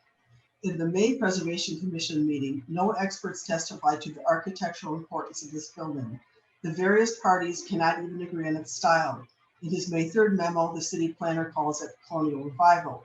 The applicant called it neo-Greek. In the draft, it is now called modern neo-colonial. The only expert referred to in any of the documents is Susan Benjamin, and she is only quoted as saying the brick used is Chicago Commons. But much of Chicago is built with Chicago Commons brick. There is no reason to landmark a building because it uses this brick. In the final analysis, the draft report rests on the expertise of one person, City Planner Kate Sterling. Since August 2020, when Kensington School submitted a redevelopment petition for this property, the city planner has known of plans to demolish the building.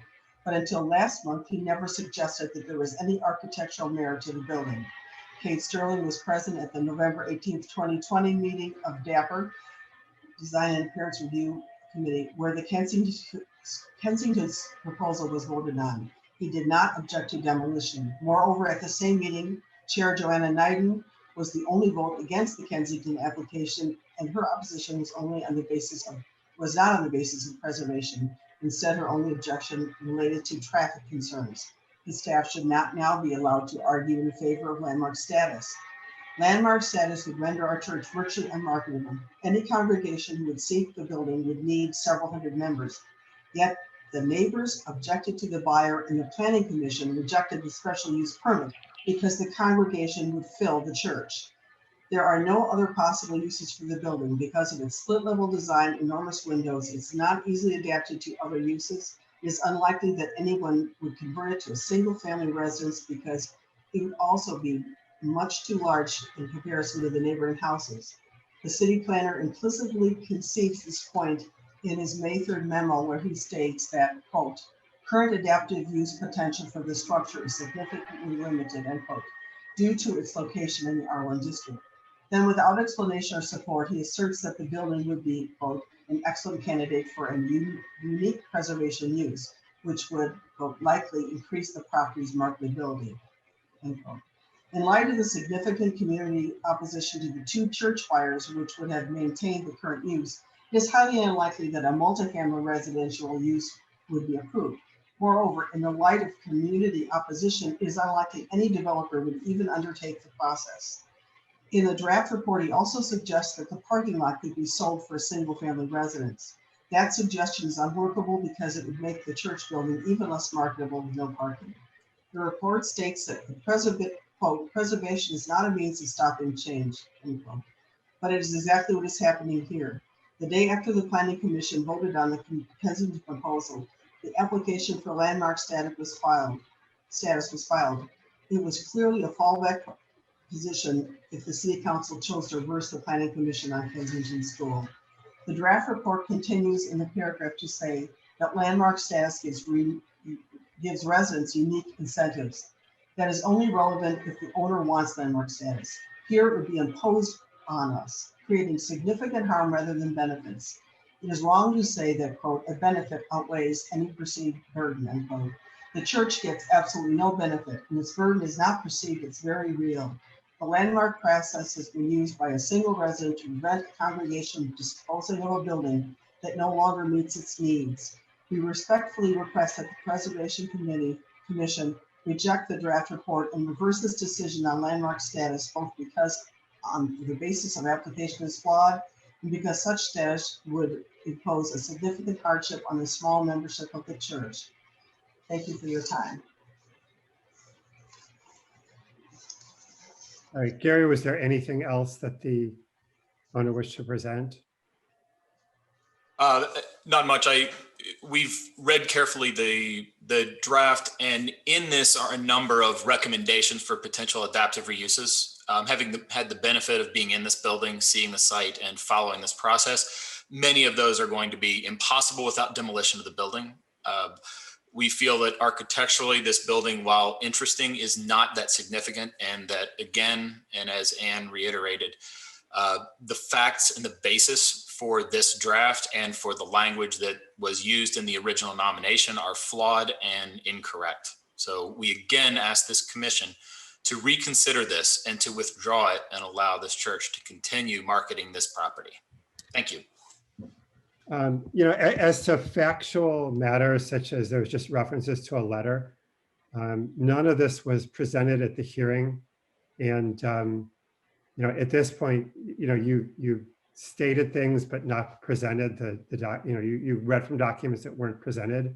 So, I mean, in fairness to the commission, you're asking us to consider evidence you never presented. If you have the correspondence you're referring to, for example, we'd be happy to look at it. But I think to say that there are facts that are wrong without providing any specific comments, to say there's other documentation you never presented, is really, you know, it's not an evidence because you didn't present it. But Chairman Simon. If you wish to submit it, please submit it by email or whatever, and we'll look at it. Chairman Simon, we did not request preservation status for this building. And as Mr. Sterling was very clear about, the owner's participation in this process is not necessary. The ownership of this building was never approached for access to their archives.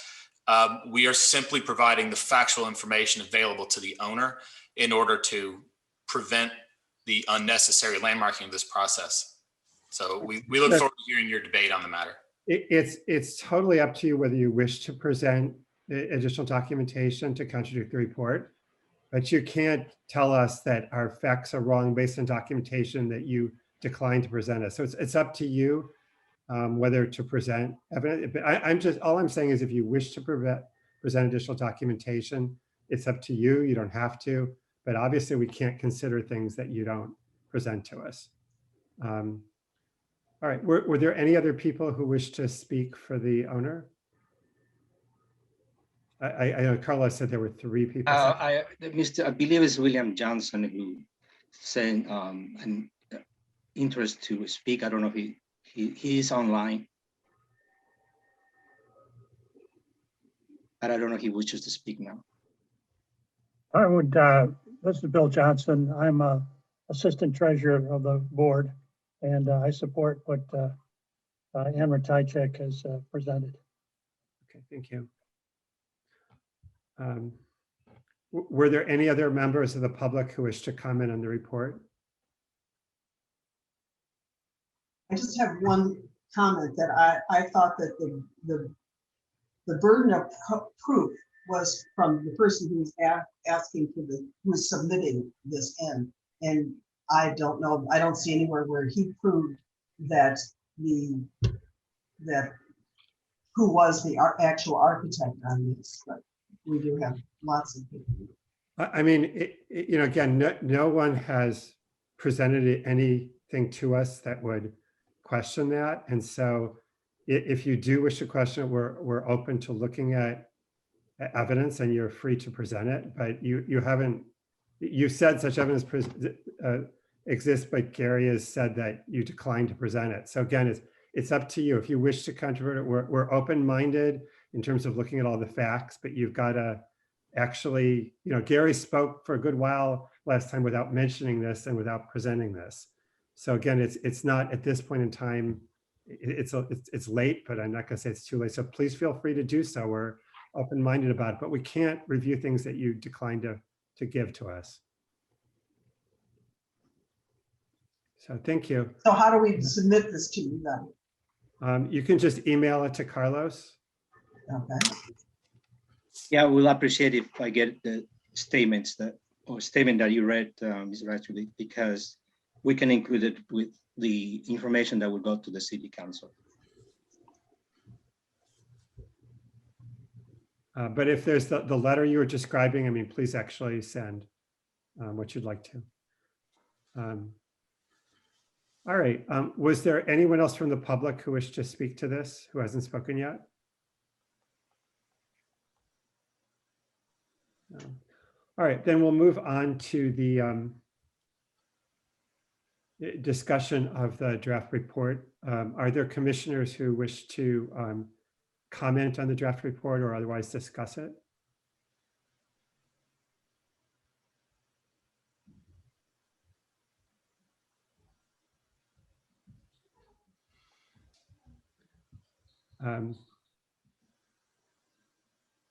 Did commissioners feel the report was complete? Do commissioners feel we should wait till next month to vote? I don't know what the feeling of the commissioners is. I feel like this is a good summary of what was presented during the meeting, and that Kate did a good job of weeding through a lot of extra and tangential material to get down to the basis of this. So I agree with that. I think he did a good job of pulling together the essential, most important components of what was presented to us. The only thing that I would ask about, which was mentioned by Anne tonight, and I think was mentioned in the original presentation, was the suggestion that Larry's father, Dwight Perkins, had some involvement. It would be nice to know what that was. I don't remember when he passed away. I think it was sometime in the early 50s, and I think by 46, he was long retired from anything that resembled practice. But in fact, he was even more historically significant as a architect than his son Larry, in terms of the revolutionizing of public school design. What, you know, as wonderful as Crow Island School was, the kinds of design inventions and reforms that Dwight Perkins brought to the design of Chicago public schools while he served as chief architect for the Board of Education, far away the significance of the work of the firm of Perkins and Will, at least in my opinion. So that if in fact there was some involvement by Dwight Perkins at the end of his life in either bringing the commission to Perkins and Will, or I can't imagine it, but somehow in the design of the church, it would be interesting to know what that is, since it's now been alluded to a few times.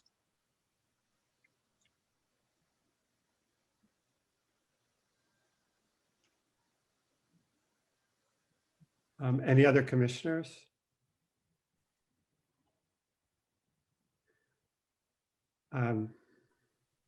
All right, well, I guess one choice we have is simply to vote on the report right now. Another choice, I guess, would be to delay till next month to finalize anything. Or I guess the in-between choice would be to approve and just say that if any, factual inaccuracies in the report are brought to the commissioner's attention, that it can be, fixed at an administrative level. I don't know what, between those three, what commissioners would like to do. So I have a question for staff. What would be the procedure?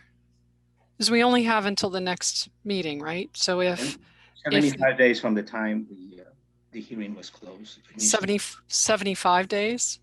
We have this month and next month. We should make sure the date works.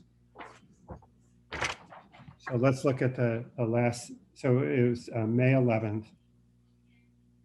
It would have to be the July 13th meeting, I believe. I believe because it's within 70 days. Because the August meeting would be too late. Is that what you're saying? Yes. Correct. Yeah. I'm sorry, you clarified 70 days. I'm sorry, but Brian? Yeah, I believe it's 70 days. So in terms, if we delay until next time, you will have to take action on that date. That would be about 64 days, I think.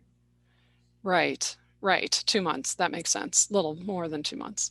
So in that time, the idea would be that I just want to understand what we're voting on, that the owner would submit the documents that she was referring to? No, I mean, if we decide, and we can decide for any reason that we don't want to finalize the report, that we want to continue to work on the report and then approve it our next meeting. That's an alternative we have.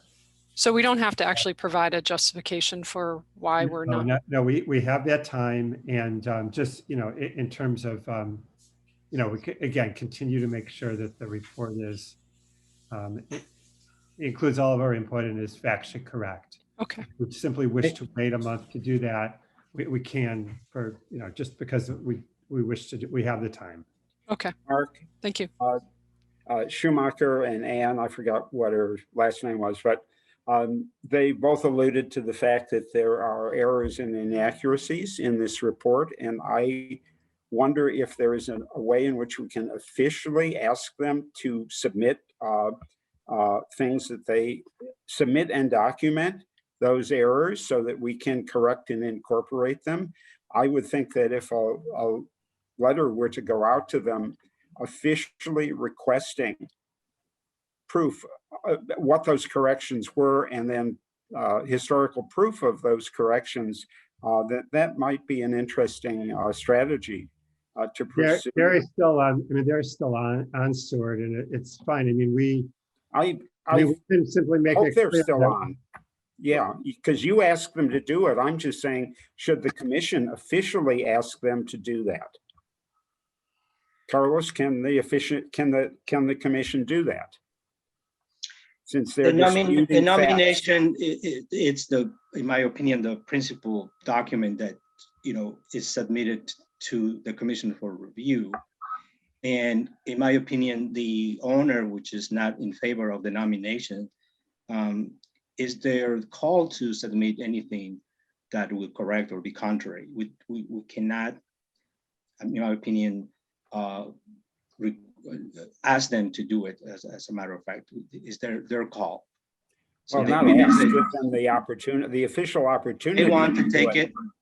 If they want to take the opportunity to submit what they suggested today was inaccurate, and before the commission adopts comes to make a decision on the report, that would be okay. But I don't think we can require the applicant.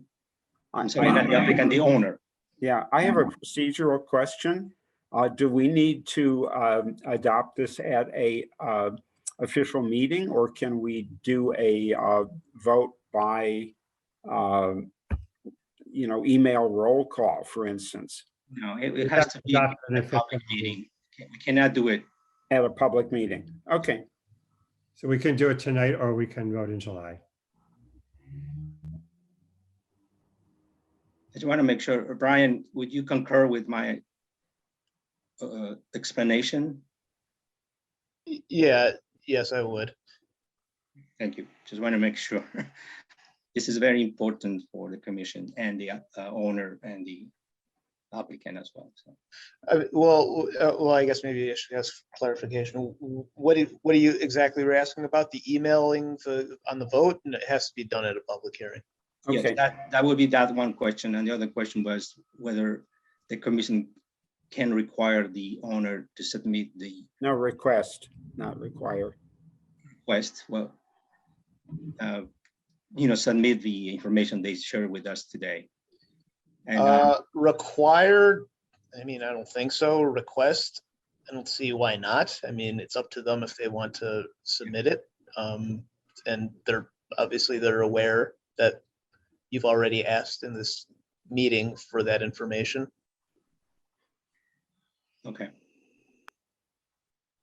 So is that sufficient information to the commissioners from our legal special person? Yeah. I have a question for Mark as a real estate lawyer. Obviously, when this goes to the city council, the argument is economic hardship. And what's involved in actually proving economic hardship on the part of the owner of the building and their representatives? This is not a the procedure for certificate of economic hardship that's in the ordinances for an already landmarked property. So the kind of setting of this is our rights are to landmark in accordance with historic preservation standards in the ordinance, which, as we talked about last time, don't include hardship type factors.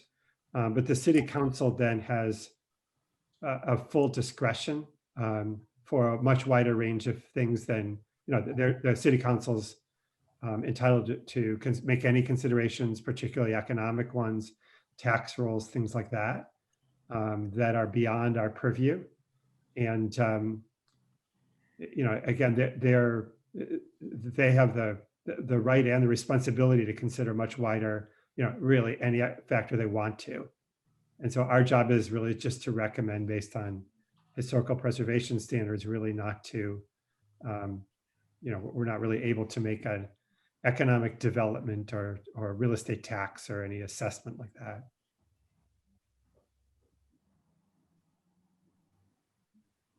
Okay, well, should we, I mean, does anybody want to discuss the content of this document? I mean, I think somebody already complimented Cade on the research work that he's done. It's, in my opinion, well put together. Given what Mark's just told me, I have no reservations about moving forward and adopting this. I see no harm in waiting to see if any changes come about based off of what was stated tonight. Yeah, I think the owner should be given, we've got 1 month, the owner should be given every opportunity to provide evidence to the country, even if it's outside of, even if they probably really should have done so at the initial hearing and didn't. I don't think we want to leave any stone unturned. And I don't think there's any harm in making sure that we, include all correct facts. And, it certainly gives us a last opportunity to consider the report. So I don't know any reason why we need to hurry, if there's any reason to, err on the side of, accuracy and completeness. Mark, can you make the motion to that effect? I don't think Carlos, I don't even know that we need to make a motion. I think we're. No, you will have to continue the hearing till. Okay, so motion just to continue the hearing. Yes. All right, well, I don't know if it's in Robert's Rules of Orders, but I'll move to continue the hearing until our July meeting, at which time we have to make a decision to recommend the report or modify it. It's July 13th to be precise. Okay, thank you. Is there a second to the motion? I'll second that. Okay, is there a second? And then roll call vote, Commissioner Sullivan, Aye. Commissioner Dreller, Aye. Commissioner Morris, Jamie? Aye. okay, Commissioner Cohen, Aye. Commissioner Jacobs, Aye. Commissioner Reinhold, Aye. and I'm an aye. Okay, so the hearing is Mark? continued. Yeah. Before we adjourn for the evening, I wonder if anybody has any reactions to the determination or the decision to go back to in-person meetings with the full commission, presenters, and the public next month. We were going to talk about that as a last minute. Oh, okay. Announcement. Sorry, I didn't see it on the agenda. It's not on the agenda because the information I received is today. Okay. Can I just ask a quick question? So with the action we just took, if documents or substantiating information is sent to Carlos, then you'll forward information to us. Correct. Like the owners sending. We have, of course, obligations to submit documentation, not only to the commission, but to, put it online 48 hours before the meeting. So as long as we can meet with that, we would submit everything that is new to the commission. And in my opinion, it will be included in the information that goes to council for their consideration.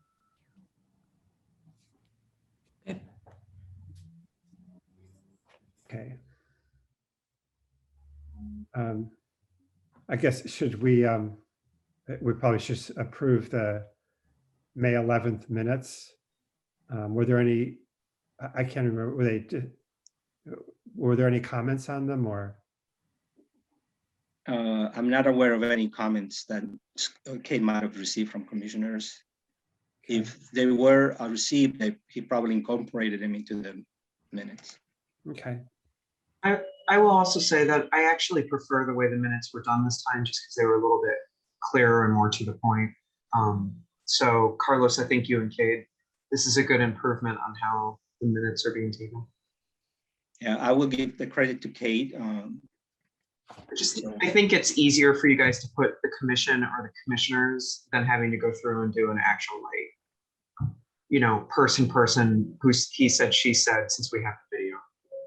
Hopefully it will make your life easier. Thank you. We'll maintain that as much as we can. And as long as it's recorded already, that's the other good reason not to be so meticulous to write as verbatim, because we don't do that. But sometimes it takes a little bit of a extra time to really fully understand or explain what the commission meant. But now it seems like Kate is doing something that is very helpful, not only to staff, but to the commission. So we'll continue doing that. Thank you.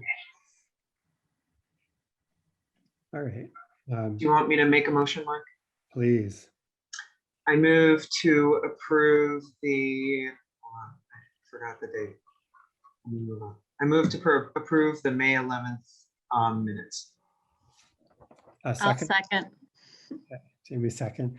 Sorry, Roll call who second? I'm sorry, I was writing it down. Commissioner Morris seconded. Thank you. Roll call vote, Commissioner Sullivan. I have to abstain. I wasn't there. Okay, Commissioner Dreller. Aye. Commissioner Morris. Aye. Commissioner Cohen. Aye. Commissioner Jacobs. Aye. Commissioner Reinhold. Aye. And aye. Okay. All right, Carlos. So it's on to the other matters you had. Okay, let's see. We have approval, discussion. May 20 retreat. Let's talk about first the information we received on the reopening of in-person meetings that's affecting all boards and committees across the board. Carlos, I'm sorry. Yes. Would you mind not sharing your screen so we can? I'm gonna stop sharing that screen. How's that? Thank you. Okay, thank you for helping with that. So the question I got from Beth was, no, not from Beth, I'm sorry, from Sarah, was that if there's any provisions as far as social distancing, what it would be done to maintain people healthy. I briefly discussed this with the director of the department, Johanna Naiden, and we are waiting from the health department to send us that information. But at this point, we are recommending people to continue wearing the mask during the meetings.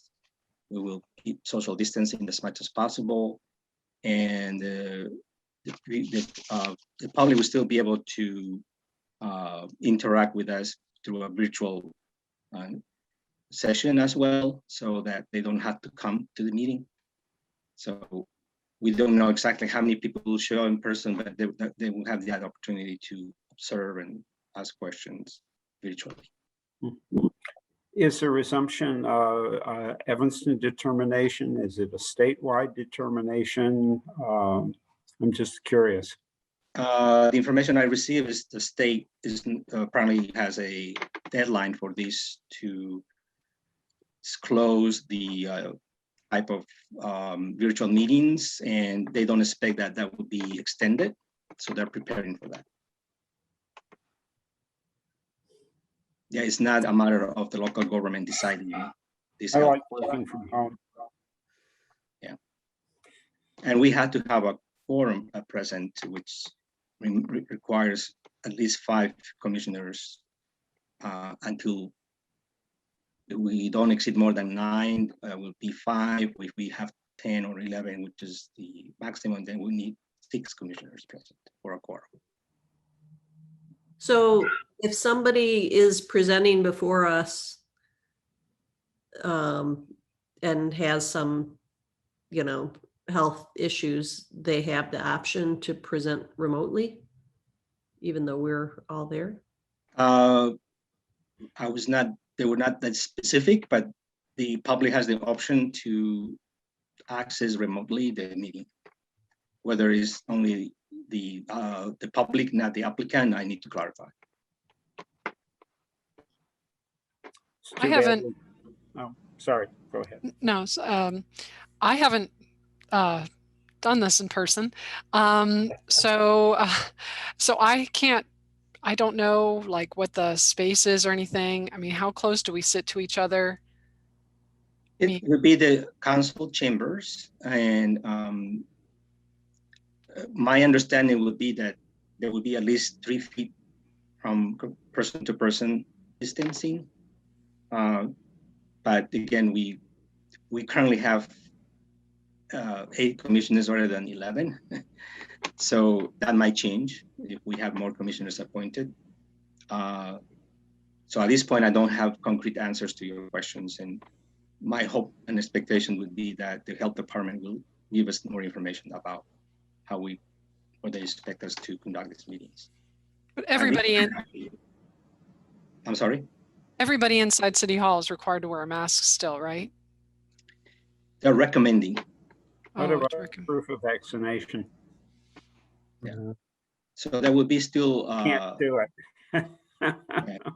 I mean, personally, I would continue wearing the mask if I attend a meeting in the civic center, or if I go to the civic center, or any public space where there's more than 1 person.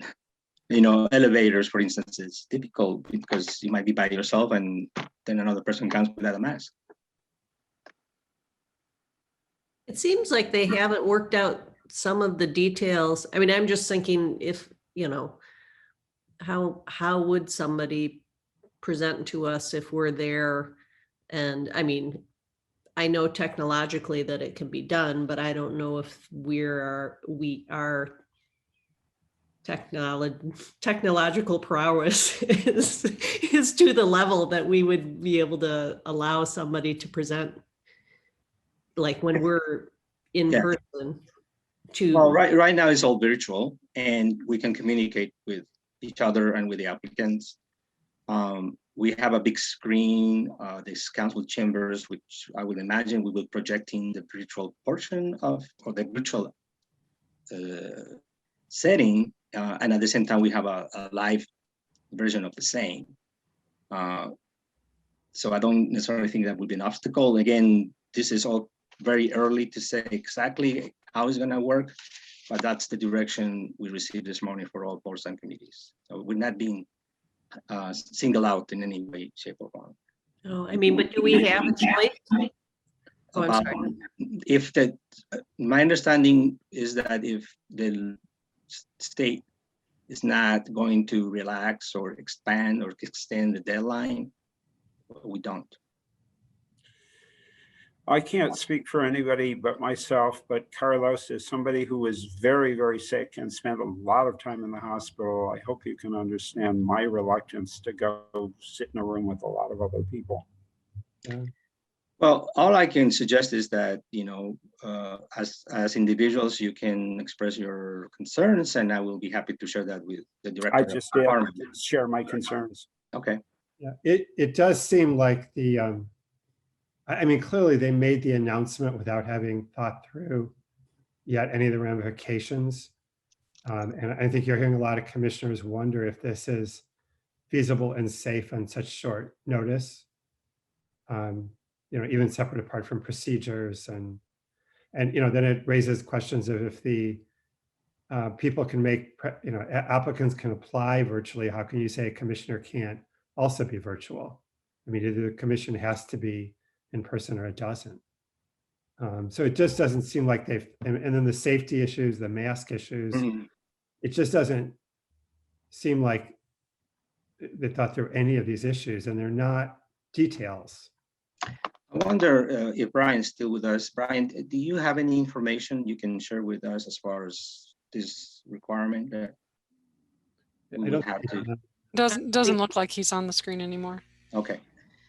I think you have very good questions, and I will do my best to respond or reply to your questions. I understand your concerns 100%.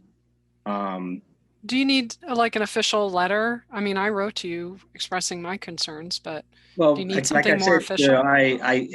Yes, I mean, Stuart feels comfortable with what he said on the meeting, so I can transmit that. But if you feel more comfortable with an email that would explain your concerns, questions, I'd be happy to share that with our department head, and she will probably talk to the city manager and see what the decision is being made can be accomplished. Because if the city has an obligation to reopen in-person meetings because of the state's regulation, I don't know how that will be changed. One of the things that I have heard some of you say more than once is that our meetings go longer than other commissions. Yes. And, since it's one of the big problems is the extended amount of time that you spend inside with other people with closed windows and stuff. There's that concern. Of course. Again, it's something that I thought immediately as soon as I received the email that I should share with you. So we have all the time possible before we move forward. So I didn't wait at all to transmit this information to commissioners, because I thought it was important.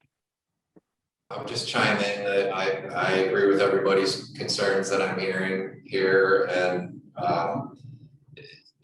it seems awfully sudden to call this for July when things aren't worked out.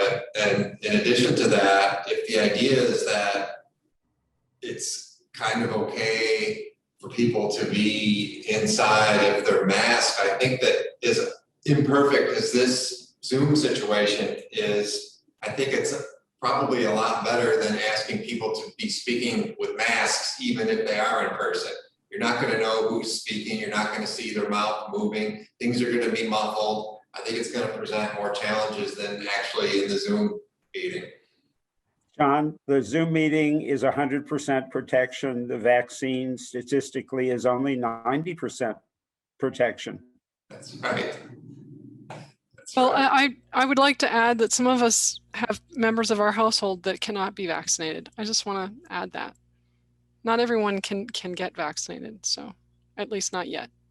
That's true. I have young ones as well. And I also think that jumping into this right away seems a little rushed, and there does need to be a little bit of time as more things are considered and we prepare to go back rather than seemingly being thrown back. It doesn't encourage people to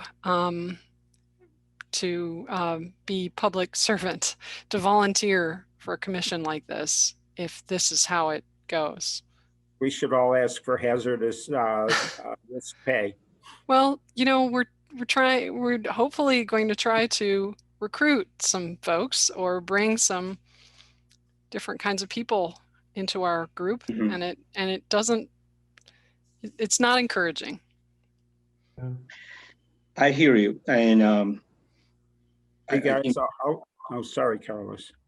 I think that you have expressed a number of concerns that be happy to send to the appropriate authorities in our City of Evanston government. So we need to just let them know how you feel. And can you do that? And I would just remind all of you that, listen, I've spent my whole life giving people my opinion, whether they wanted it or asked for it. And my opinion of all of this is if we're unhappy with his decision and we don't show up in July, there isn't a commission meeting. Well, I'll be honest with you, Stuart. I don't think that we want to go that way. Somehow it has to be Yes, resolved. that's why you need to have a serious discussion with whoever the powers that be are. This conversation is being recorded too. They can listen to Yeah, it as well. And we're Yeah. all on the public record as saying that we Correct. are unhappy. Does anyone think that we should make a motion to have an informal vote here and where we say we're not ready for this in July? I think that honestly, I would prefer that we'll share this information with the department head and maybe get some direction about it. And hopefully things will be resolved for the next meeting in some way. So as a courtesy that just, just given time to give us the information that you're asking. Yeah, I'll put together, I'll send Kate and Carlos an email. Again, not to take official action, but just to express our safety concerns as volunteers. And I'll do that by this weekend. I think that would be very helpful. And I'll say that it's based on not my own opinion, but based on the opinions of several of the commissioners. And, I can, and since people have different concerns that are all valid, I think I can, express that as well. And shortly after this meeting will be available to everyone who wishes to see the meeting. So all these comments you made will be public. Right. You can invite them to watch us. Yeah. Talk about it. I think the primary thing is a safety concern, but I also think that there, as we discussed, a lot of unknowns on how it would work, how. Again, I think it would be a detriment to the efficiency of this commission and to the efficiency of residents being able to be heard, because if they can't come and then they're projected, but then if a resident doesn't have to come, then why did the commissioners have to come? And it's I mean, if you think about it, if let's say the commission at some point will have to be conducting in-person meetings, and at the same time, the applicant and public are given the choice to come or do it remotely, I think that decreases the exposure by having less people in the meeting. I think. That's what they choose. Well, if that's true, then having us remote is even better. I would not disagree, but again, if we have to follow certain state guidelines and the city is subject to those, they're trying to let us know that that's coming. And I have asked specifically to our director to get that information as soon as possible from the health department, the information that you are asking, so that I can share with you as soon as I get it. And I don't know if that will satisfy everybody's concern, but at least we are expressing our concerns that are going to be public, and hopefully they will be addressed appropriately. Because there's there's people who, like Sarah said, can we attract more people to serve as civil servants? That's a good question. Yeah, and the question Stuart raised about the quorum, I mean, to put it in a kind of more positive light, I mean, we're not employees of the city, and for the city to, should make its own decision as to employees, and I'm sure I'll have, I'm sure all employers are going to have extensive rules about, working remotely, and but we're not employees, and so for the city to make, kind of try to make compulsory decisions for volunteers seems like something that, is potentially extremely detrimental to the city, and that should be thought about. It's good to know your opinion in my modest thinking, because it really expresses what it is, and you got a good point. You have volunteers, and I think that the director of our department is aware, and she's trying to navigate these waters as much as you are. Yeah. Okay. Well, I'll kind of summarize it by email and summarize everybody's feelings, and then you'll have that. I think it'll help. Okay, thank you. So thank you for your opinions. Thank you for listening. Of course. Were there any other issues you wanted to raise, Carlos? I'm just looking at the discussion of the May 2020 retreat and potential next steps. I'm kind of a little bit lost at that. We did have the retreat. You guys found useful, and what could we learn from it? And is there anything that we can do for other type of events similar? And what can we use from that retreat to make the commission's work more efficient to serve the public? I found it helpful. I think there are other sort of themes that would be nice to cover. You know, climate resilience would be a good one. For instance, salvaging ceramic clay tiles for reuse or so on. And perhaps some other types of speakers to talk about their experiences with historic preservation, not necessarily all positive. We should hear from different types of community members, I think, with different types of experiences. That would be my feeling. Is I thought it was an excellent first step, but there's lots of other things we could talk about. Yeah, I agree. I thought the speakers were good. I thought it was educational and very useful.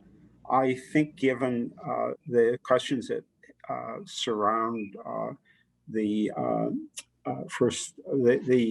Christian Science Church, that it might be interesting to have somebody talk about adaptive reuse. The church is an extreme example. There are not a whole lot of things that you can do with a building like that. It would make a great legitimate theater, but there isn't, sadly, a company in Evanston looking for a home. But if you think about the dilemma and the problems of use that have surrounded the Harley Clark Mansion, I think finding somebody who's really knowledgeable about adaptive reuse solutions would be interesting, at least to me, as an,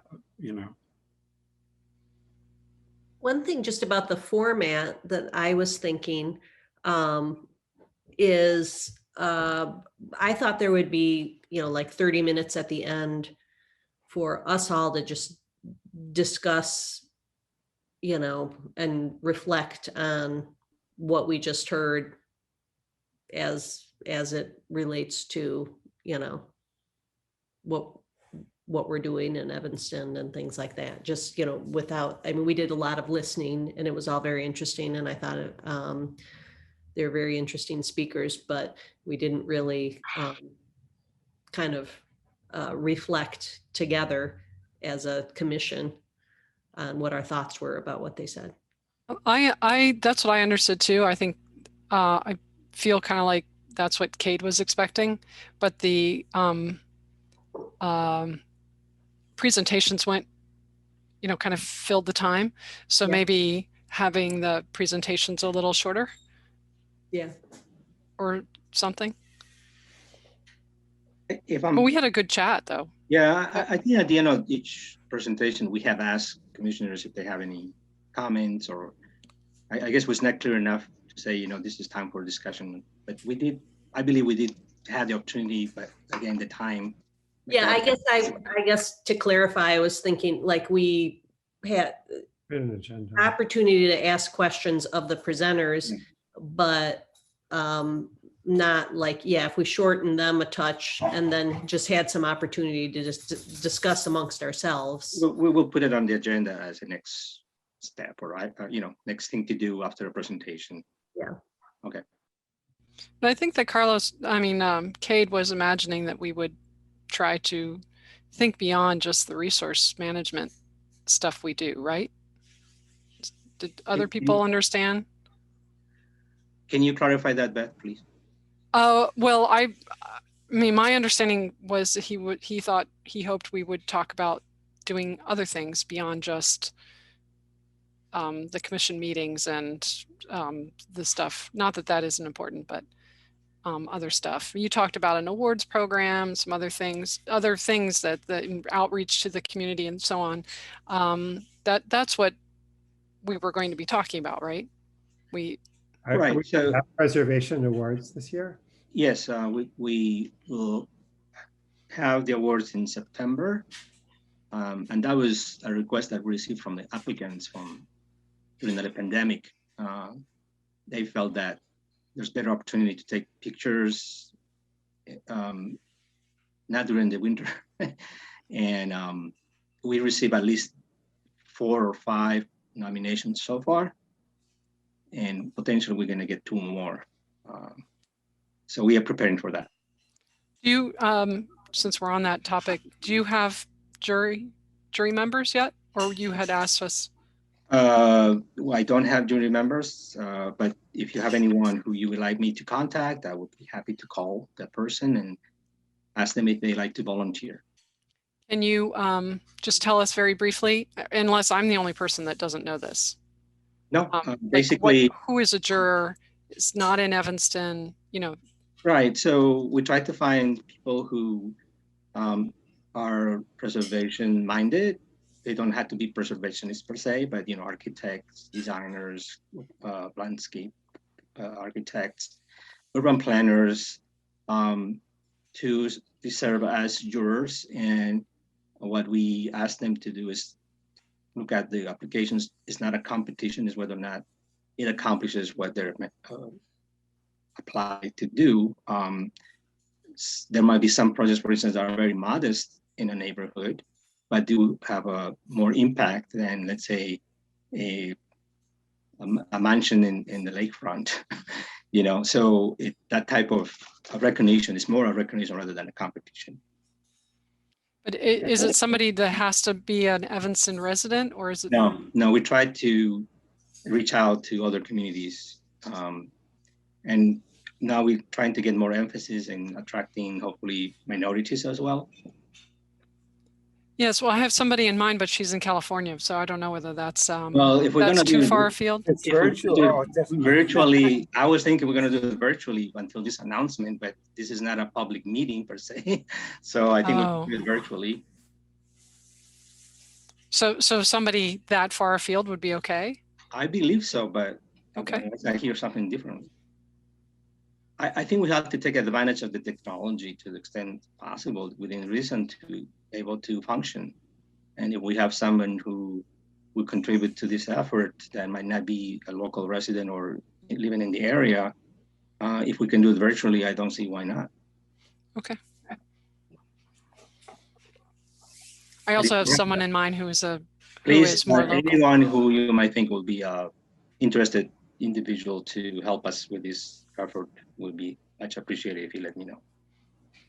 And then for the wider idea of the outreach, is there anything else outreach-wise that's already established for the commission? Well, I think that okay, so I'm trying to catch up with things that happened in the last 6 months, basically. But in my opinion, I would like to see a subcommittee in the commission that will think about these issues we discussed and formalize them. So have a sort of a plan for the next couple of years so we can put together goals that are achievable, and we don't have to do everything at once.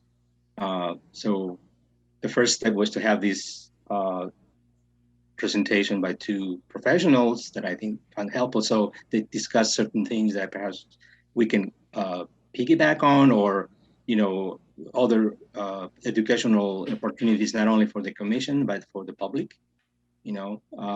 Anything that will enhance and reinforce the commission's role and enforcement of the ordinance. I think that one of the things that is very difficult for staff is, what do you do with people who don't agree with historic preservation? How do we work with them? How do we let them feel more comfortable even though they're asked to do things that they don't want to do. And in many ways, you know, we are reacting to people rather than asking people to do something. We don't review anything until they apply for something. So that's something that I want to make sure people understand, that we don't ask people to do, we are reacting to what they propose. It's a difference in my opinion. So we did have a few outreach efforts and suggestions. I mean, so last year, so we completed really 2 projects. One was a solar policy, which was, you know, working with different city commissions and the sustainability staff to come up with a policy for solar projects and to publicize it. The other was we worked on assisted with establishment of African-American historical sites in Evanston. And that was also completed. The you know, the pandemic kind of, you know, saw a lot of stuff completed and not much started. I know the one thing that Susie had suggested that we do as the pandemic ends would be some kind of workshops for people, you know, like the couple we saw tonight have recently bought historic homes, to try to present, you know, how you formulate a project, how you prepare, how you be able to effectively come to the commission and get approved. But that was the only other idea I can think of about stuff we had suggested and not, you know, that was the only one we hadn't completed. And so these are subcommittees that you guys form on your own, and then do you meet publicly to discuss things, or what's the mechanics of that? As long as we don't have a quorum is 5, so we can have meetings that are out of 2 people without requirement of the public meeting. And this is not to hide anything, it's just to make it happen. You know, right. That's I'm just trying to. And we report back to the commission that this committee is working on that. So it will be public to the point where if it's a subcommittee, they are putting together a program. In that regard, we can move forward faster, I believe.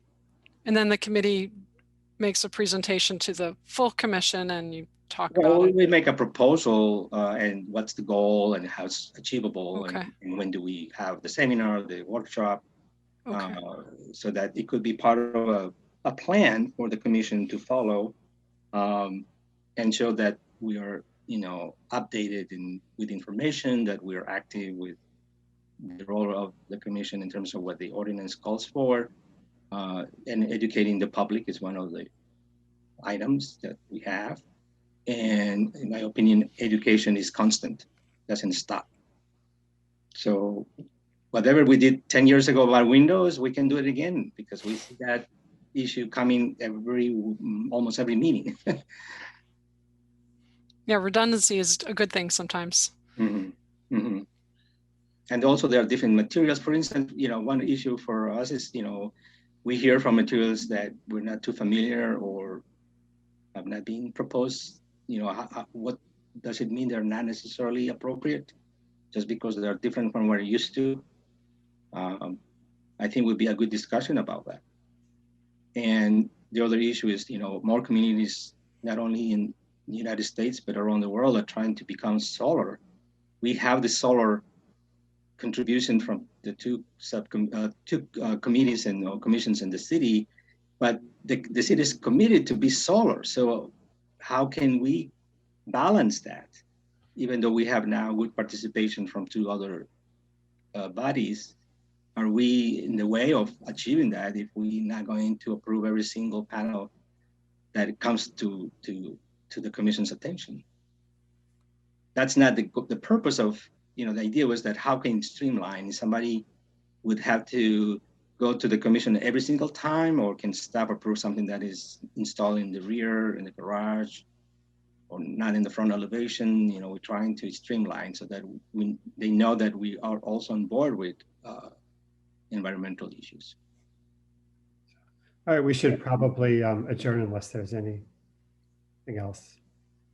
Well, I just had one other like really small follow-up. So do we, how do we go about creating these committees?